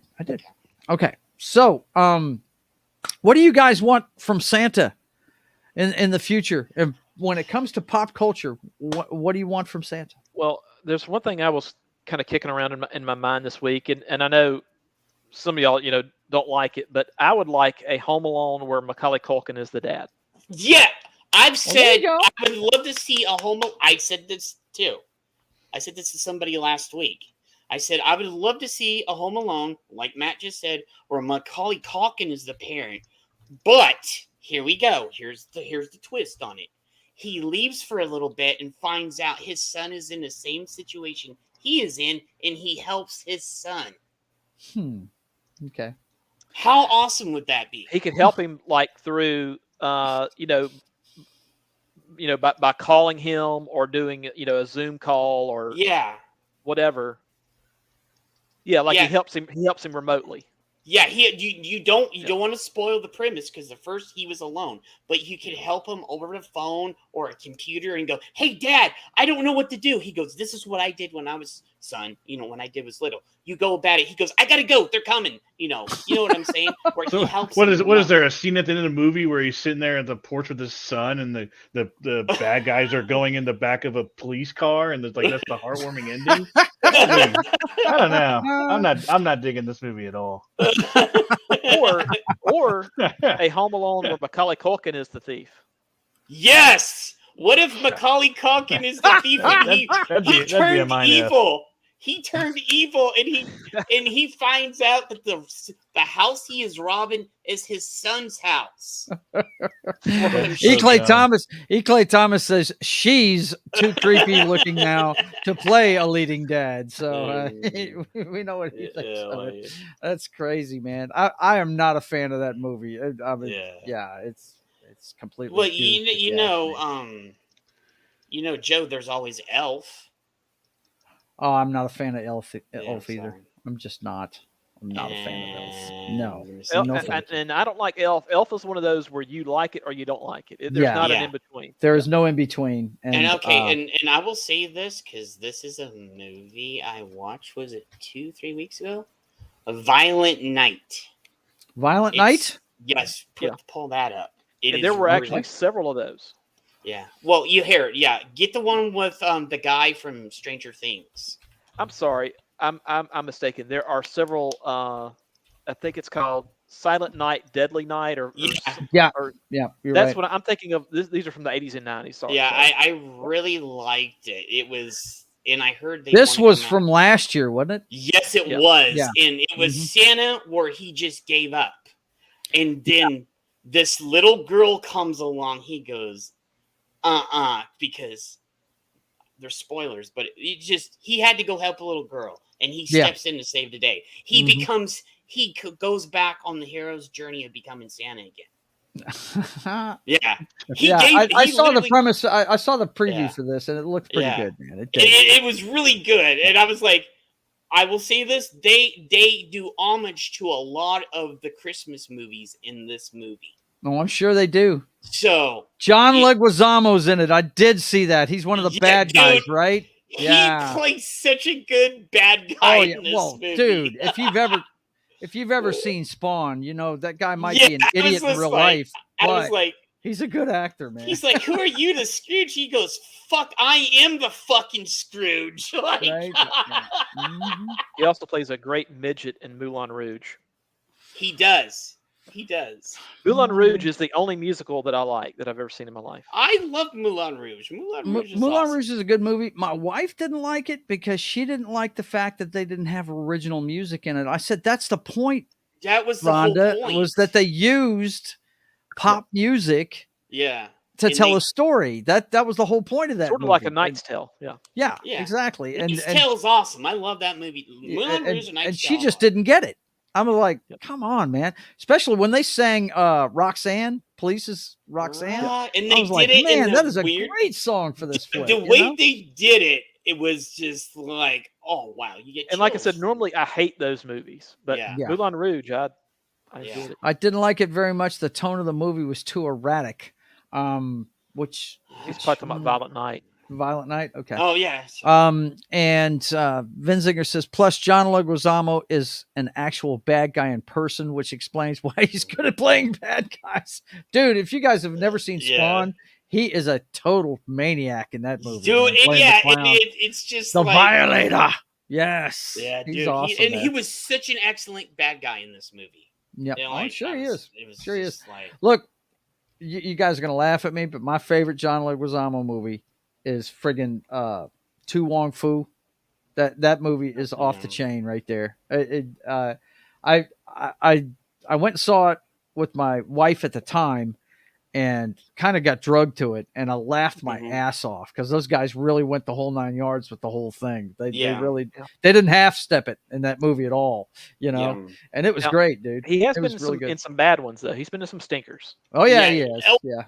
And I will say this: there's another movie that had a remake that was I like too. Miracle on 34th Street. I love both. I love. Well, that's the been remade a bunch of times. No, Yeah. twice. Well, There was. Hallmark Channel would disagree with that, but Oh, fuck yeah. Hallmark. They don't care. Yeah. That's Hallmark's talking about like major theatrical releases. Okay, the major, gotcha, the good one, the remake. They did one and gave it. They almost did shot for shot of the first original movie, but they just updated it to like modern. It was shot for shot, the script and everything else. It was really good. I actually like it. Miracle But they on just 34th Street. you couldn't say some of the stuff. They added the script to like today. Like what is it? What year it came out? I'm looking at it right now. So it came out in Hang on, I'll pull it up. 1994. Came I'll out in pull it up. 1994. You talking about That- the original or the remake? The remake came out in 1994. The original came out in I have it right here. Where is it? The remake came out in 1947. So 1947 is the original. Yeah. yeah. So that I love both of them. You know. Yeah, the mom in the original was hot. Yeah, that was Maureen Maureen O'Hara? I guess Dude, so. Dude, you know I she guess. knew. Okay, Maureen O'Hara knew my great aunt that was Granny from the Beverly Hillbillies. Mm-hmm. Oh, Yeah. cool. So, Granny from the Beverly Hillbillies was my great aunt. I did not know there was an actor named John Payne. I'm sure he That had to was tell the- people. Right? That was That the almost guy. confused the shit out of me. I was like, wait a minute, John Wayne was not Well, in that movie. Because No. Maureen O'Hara and John Wayne did, I think, at least 2 or 3 pictures together. Right. Yeah, that was that's the guy that was the really nice guy that had the apartment across the street, and the little girl was trying to get her mom with him. That's who he was. Mm-hmm. So, Okay. Well, like you said, there was a remake of it, and that Yeah. one, let's see. yeah. Let me punch it in here. When again it real put quick. it was 1994. Yeah, 1994. Now, let's see who was in the second one. I think the Miracle original one had on- had a young Natalie Wood in it. Yeah, it did. That I was love one how of we her- were talking about the Christmas list, and now we're back to Christmas movies. This is fun. Right, full circle. Okay, let's see. Yes. And it they is kind of I'm like I don't like sequels because they fuck it up. I approve of this one. Yeah. Like Well, they got a really good actor playing the. yeah, Santa. They a had guy, Richard Attenborough yeah. playing Santa Claus, and I was like, okay, I'm in. Richard Like- Attenborough, the guy from Yeah. Jurassic Park. A lot of people know him from that. Yeah, so- Elizabeth Perkins, Dylan McDermott's in it. Wow. yeah. I've always liked him. he's JT the Walsh guy, is- yeah. JT Walsh must play a fucking jerk in this because he's He's perfect at it. He's Yeah. the guy that was the competition to Macy's. James that guy? Remar. Yeah, Wow, man. dude, they put people good. This was actually a good remake. Jane Reeves was one of the bitches. William Wyndham is in this Yeah. movie. Good lord, Yeah. man. If you wanted a jerk in the 90s, JT Walsh was your man. Yeah, he was your man. My favorite William Wyndham movie is 16 Candles. He plays the grandfather of one of the. Um, well, you mentioned 16 Candles. John Hughes produced this movie. Did he? Oh my God! Wow. Okay. Yeah, that makes sense then. Which probably explains why it's good. This probably explains why he's in the movie too, because those guys, they like to use the same actors in a lot of their stuff. So. Oh yeah, yeah, well, that's like good. Planes, Trains, and Automobiles and Ferris Bueller's Day Off. Those two movies have like 6 of the same actors in them. Yes, absolutely. And John Hughes. I mean, Yeah. John Hughes. We could do a whole show on just John Hughes. Oh yeah, movies, you man. could. Yeah, that's Good 2 lord. hours right there. That is 2 hours right there. We'll have to have a John Hughes marathon one of these days. But John Hughes, man, you oh wait, Mhm. yeah, you may have never seen a John Hughes movie. Dude, has not seen It's any not- of It's them. the trolling. 80s Not and just 90s. trolling. Is he trolling? He's I got to think be. so. I hope He- so. Not No, even. No, he may not be. I He might, may not I be. may not. I may have seen him. I don't know the name to the face. Okay, here we go. You ready? 16 Candles was the first one of note, really. Yeah, 16 seen it. Candles, The Breakfast Club. that was like Never saw it. huge. That's peak John Hughes right That's- there. yeah. What did you say, Knock? Did you say you seen it? No. No? Oh my God, dude. Let me think. God, guys, help me out. There's so many. Good I Lord. keep forgetting that Knox like 10 years younger than me. Yeah, he is. Yeah. And there's nothing wrong with that. I mean, No. I love educating younger folks on some of the great shit. Really, Well, John. that's the reason why I created the Archivist to educate people, younger people, about. So now things on my Christmas past. list, boys and girls, is to get Yeah, because younger people like to listen to old people. right. It's how our you favorite learn, dude. pastime. Yeah, it's your favorite pastime. Well, one thing's for sure. Check it out, Knock. He looks like you with glasses, dude. Yeah. Yeah, I'm serious. Hang on. I'm not kidding. He does look like you. That's him on the left. Yeah. Sitting in the director's chair there. But yeah, he did Home Alone, right? Yeah, he did. Let's see. Planes, Trains, and Trains. Automobile. Weird Science.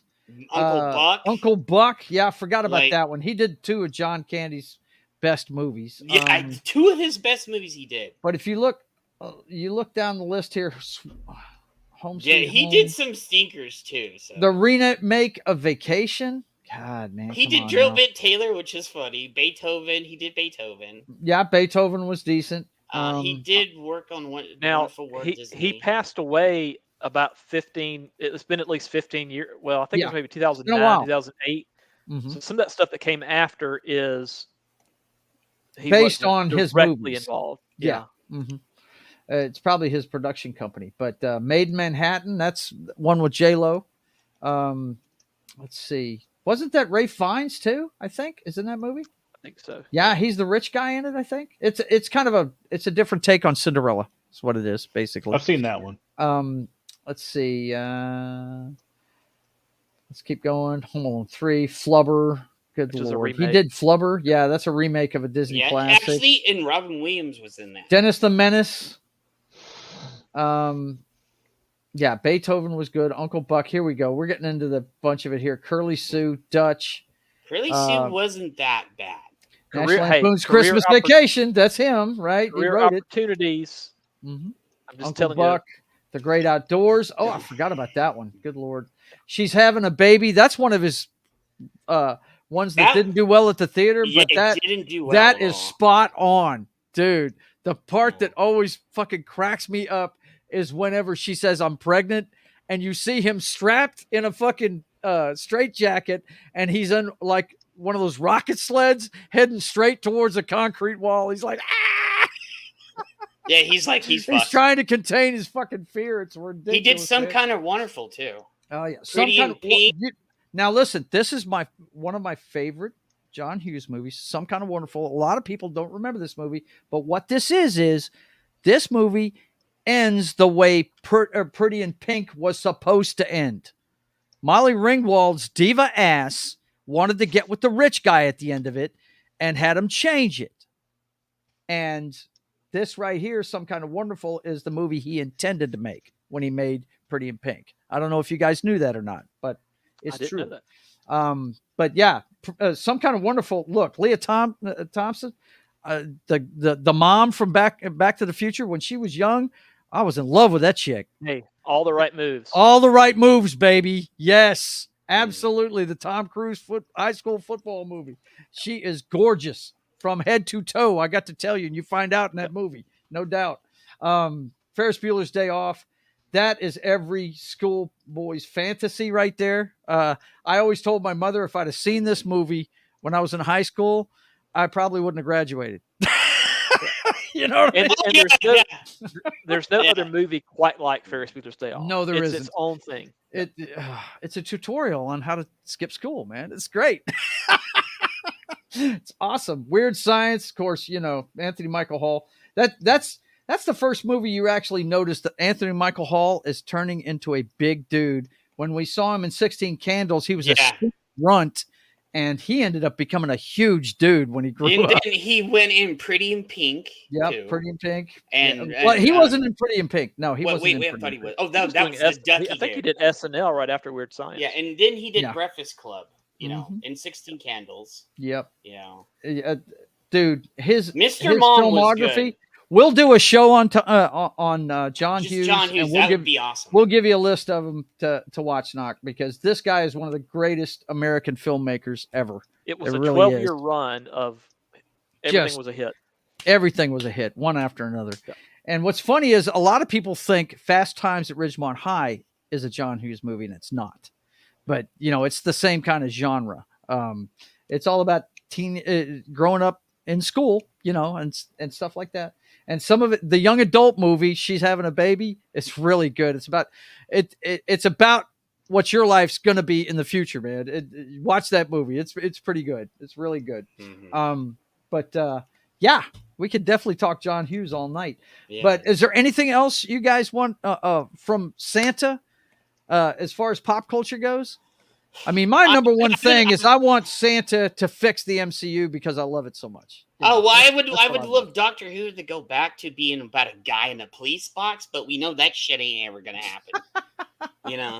Going on adventures of a guy in the police box. You know what I'm saying? Yep. Jed, I think you just want. I think you mean you just want a guy. No. You may be right, E. Clay. That might have been his first big hit. Was National Lampoon's Vacation movie, because Anthony Michael Hall's in that one too. He's the son in that one, and that was before 16 Candles. So you're right. That's probably the first big hit he had.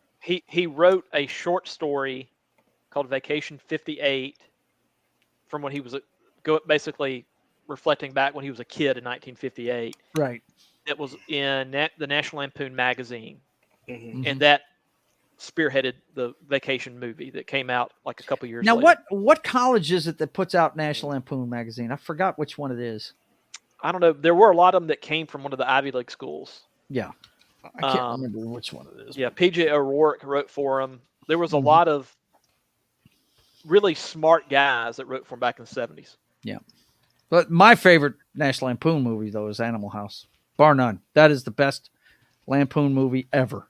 I'm sorry. I know a lot of people love Van Wilder because, because of our boy Deadpool there. Ryan Reynolds. Ryan Reynolds. But, dude, nothing matches that crew from fucking Delta Telkai. I'm sorry, man. That's the bomb. Right down to Doomsday, the guy that gets everything done behind the scenes. I mean, dude, that movie's off the chain. Yeah. Love it. I mean, did we quit when the Germans bombed Pearl Harbor? Oh, hell fuck no! And it ain't over now. Germans? It's like, oh no, you just woke us the fuck up, bro. Oh man, too much. That movie is so fucking great. And I was a big fan of Belushi, though. I was a huge fan of Belushi. And if you've never read the book Wired, it was written by I think it was Woodward from Woodward and Bernstein wrote that book. Mm-hmm. And it's the life story of John Williams.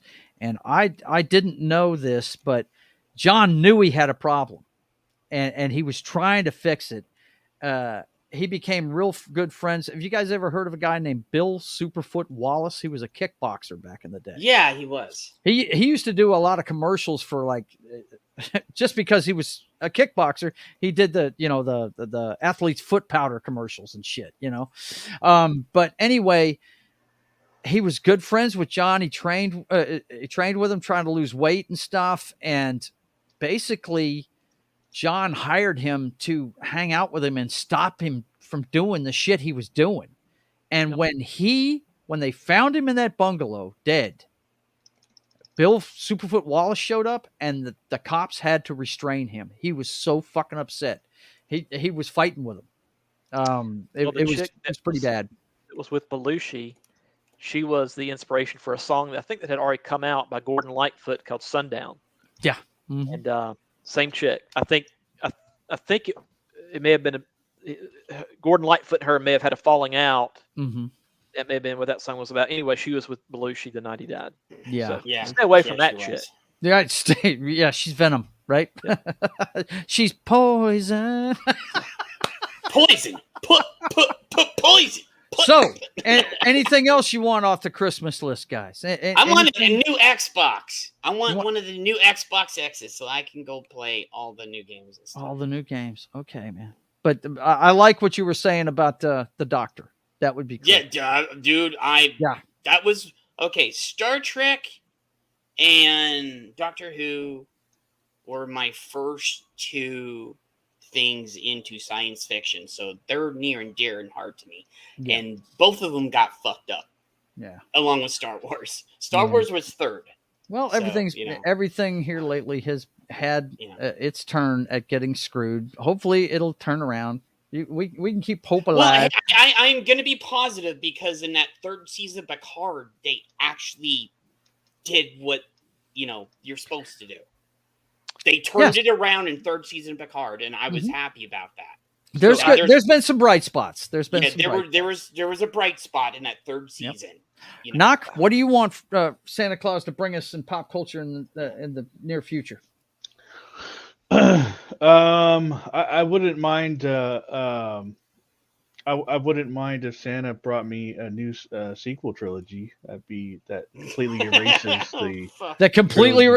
Notice he said completely erases. Oh, okay. Thank you. Thank you. Appreciate it. I think every Star Wars fan would love to see that.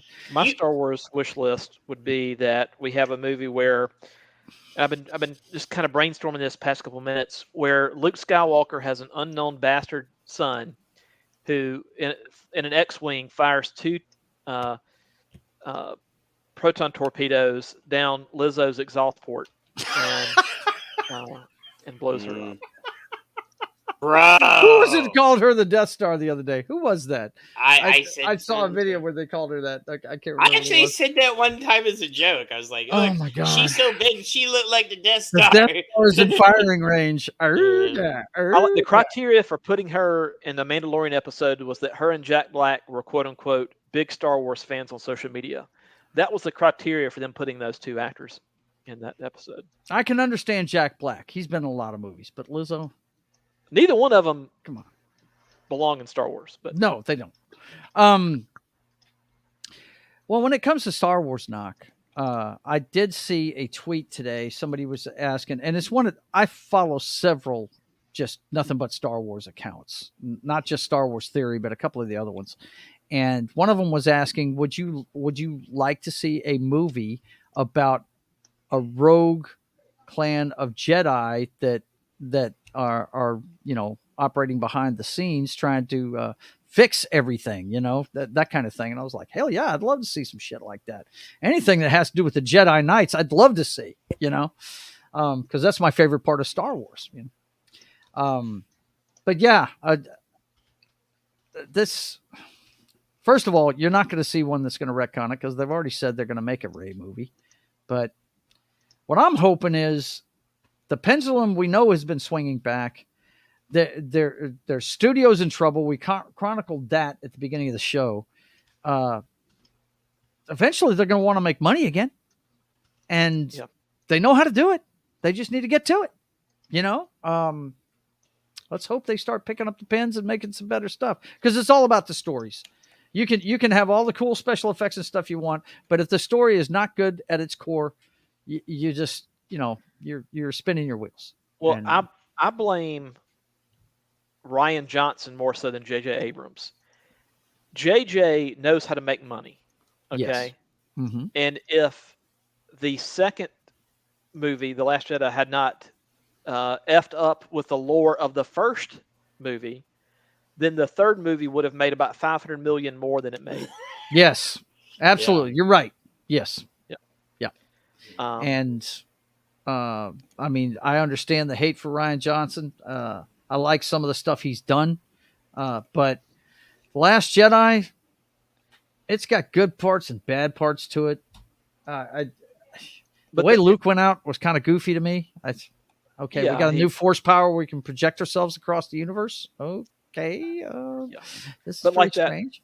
That third movie could not have been good because of what The Last Jedi did. There was no way to make the third movie good. Yeah, he basically took the dynamite plunger, the Acme dynamite plunger, and went boom to what JJ set up in the first one. Said, the third movie. That was my favorite part about it. I mean, you still should have had Matt Smith as a new villain in there, as opposed to bringing Palpatine back, because originally they were going to have a new villain, and they got gunshot. Well, originally it was going to be Darth Maul, but really. That was George Lucas's idea, but that was before Disney bought it. Yeah, and before Disney bought it, do you know who was going to come out when in the second Attack of the Clones? Mm. Well, Jar Jar was going to come out as Darth Jar Jar, and I fucking hate that. That's a joke. That's not a A joke. joke. That's It's not a joke. always been a joke. That's a I've joke. Always been a seen joke. proof. That's not I've true. seen proof. Well, and- You've and seen they- fan. You've seen fanfic. No, That's I've not- that's not actually true. seen proof from the That's person that not played true. Jar It's Jar. they not played true. on that joke in an early Clone Wars episode Yeah. where something happens where like a hood falls on Jar Jar, and like the hood comes down and he Jar looks Jar. Sith-like. Oh no, we don't have pictures of that, do we? Oh my God, no. No. Don't let it happen. No. It was one of those memes where it will was kind of an flow. inside joke thing. Yeah. Yeah, but that was true. Because No. Well, I Lucas got think- I so don't much believe that flack for a from second. Jar Jar in the first movie, he changed the script and put Christopher Lee in that role. I'm gonna have to see I- some proof on that. though. Yeah, At I a don't minimum, they believe would that have for a had- second. At a It's been minimum, a they joke. would have had more Jar Jar in Attack of the Clones in Yeah. some capacity. Had the Right. He became. Yeah. They threw his ass in the Senate and we never saw him again. So Yeah. you know, What do you think that happened? There was plans for him to be the big bad of that trilogy. Oof. No thanks. No, it would have been Thanks. awesome. I saw the plans. I don't know. I can't I'm think sorry. I of don't anything believe being you. awesome with Jar Jar in it. That's Dude, for sure. awesome. Jar Jar was my boy. I liked him. Okay, well you go, man. Dig you some Jar Jar Jar was awesome. Hey, go I for it, will man. die on that fucking hill. Like, Go for it, man. Go for it. All right, boys and girls, that's it for Christmas time here on State of the Atmosphere. Thanks for showing up tonight, guys. I appreciate you being here. Let's clue them into what's going on the channel. Oh, before I get started, though, anybody got anything to push? Jed, you're not coming back till the new year, right? Oh yeah, no new Roadhouse until the beginning or either the first week or second week of the new year. Yeah. I'm trying to get things together, Okay. and I'm gonna all right. have people to keep me in check. So Okay. Sounds cool. so we can get the articles and everything going, and so. All the only right. thing I may have. Go ahead. The only thing I might have, Dad Man Walking. He may do a college football playoff show sometime the next week or so. Dad Man Really? walking. Okay. All right. Cool. You're going to send me that link. Let me get his link real quick Yeah. so I can get that up. Dad Man walking. I know him. He's always hanging out with Mark D with a C. Yep. Yes. They play Fortnite together all the time. I used to be in there. Yeah. And he hangs out on Klobby's channel too sometimes, and I mainly see on his channel and Mark D with a C. Mhm. I've been on his channel a couple times, talking football this fall. So Very cool. anyway, Yep. College football, which is my number one passion, Yes, absolutely, even man. with the Star Wars. Yep. Hang on. I'm hitting all the wrong buttons here. Let's see. Dad Man walk. It's just Dad Man walking, right? Yeah, and Yeah, also his There's wife. a Dad Man walking 55. I think that's correct. It's probably gonna have a banana.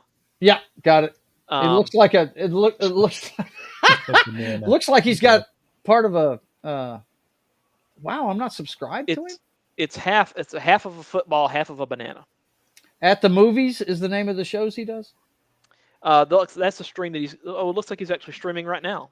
But Really? But anyway, yeah, he's live right yeah. now. Yep. But yeah, he streams almost every night. So while we're at it, guys, when you leave here, go raid Dad Man Walking and check him out. because he's doing, at the and Movies. I used to do a lot of stuff with him too. Yeah. Before I just Oh, took I'm a gonna break sub and him stuff. real quick, and then I'm gonna grab the link and throw it in the chat for you guys. Definitely go see him when it's all over here. Let's check in the chat one more time here, real quick. Eclay says, "I blame whoever signed off on Ryan Johnson writing the movie to start with." Yeah, well, that would be the execs at Disney, headed by she who shall not be named. Yeah. Mhm. Well, she was fired 5 years ago. No. I don't want to hear her and fired in the same sentence again, ever. Quit teasing me with that bullshit. All right. Let me let you guys know what's going on with the channel. Of course, you're watching State of the Atmosphere. We do this every Wednesday night at 5:30 p.m. Central Time. And then tomorrow night will be the Christmas show for the Brothers Hack the Matrix at 6 p.m. Central Time. We'll have some headlines and stuff like we usually do, but we're also going to do our Christmas list, me and my brother. And that's at 6 p.m. Thursday nights.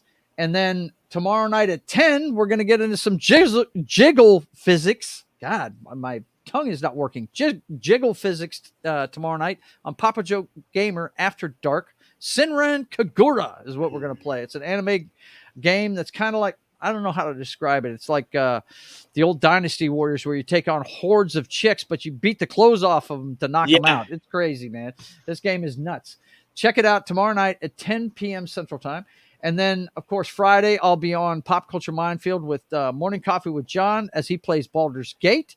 And that's at 10 a.m. Central Time on Friday. And Saturday, you can catch Sketching the Privateer, me working on my passion project as I do the pages of America's Pirate Patriot every Saturday at 1:30 p.m. Central Time in the afternoon. And then Sunday morning is NFL pregame party. We're going to be breaking down Week 16. We'll have a couple of Saturday games. We touched on them last week, and we'll cover the entire slate of games coming up on Sunday afternoon at 10 a.m. Central Time on Sunday. And then Monday, The Park is Mine is the movie on Military Monday. And that's Morning Coffee with Gary over on Pop Culture Minefield's channel at 10 a.m. Monday morning. And that's a good movie, guys. If you've never seen it, it was a made for HBO movie with Tommy Lee Jones in the title role, and he's a vet that takes over Central Park because he's pissed off at all the crime going on in the city. It's really good. You should check it out. And he was really young when he made that movie. And then, of course, that afternoon is usually It's Only Talk and Roll with Brian, that 70s rock fan. Did he change yet so I can come over there for the Christmas show? We did the Christmas show Monday. Oh, shit. Yeah, he's done. He's fixing to have back surgery. I think he's done for the year, really. Yeah. But definitely go subscribe to his channel. And, 70s check out. Is a good dude, too. And he also, when I can get him back over there, he's part of the Archivist on the Pop Culture Archivist channel with me. He's one of the original OGs of that channel. There you go. So you want to go subscribe to him. And if you haven't watched our Christmas show about the Christmas songs, definitely want to go check that out. And that show is usually on at 4 p.m. Central Time on Mondays. And then Tuesday night, I'll be playing Fable 2, Video Games, Cocktails, and Fails, Papa Joe Gamer After Dark at 10 p.m. Central Time on Tuesday.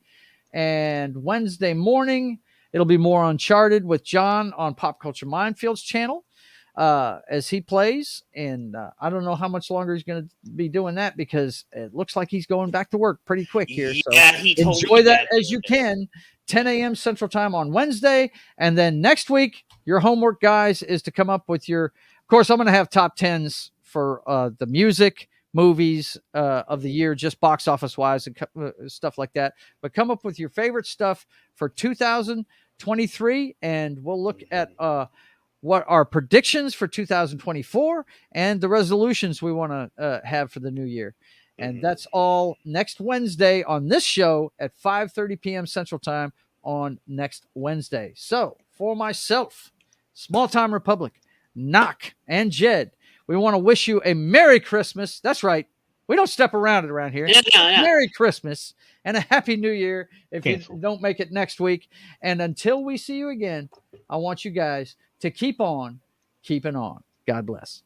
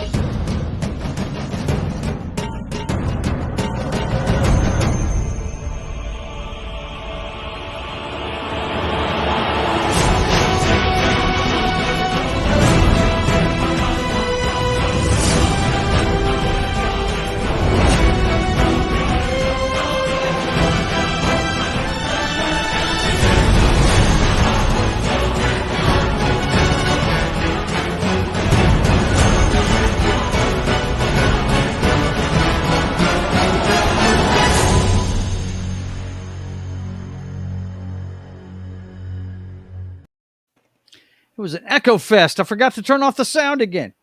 Merry Christmas, you filthy animals. Merry Christmas, boys and girls. We'll see you One in a job. week. Yeah, one job. One job. Just mute the Professional media. streamer Sounded over okay to here. me.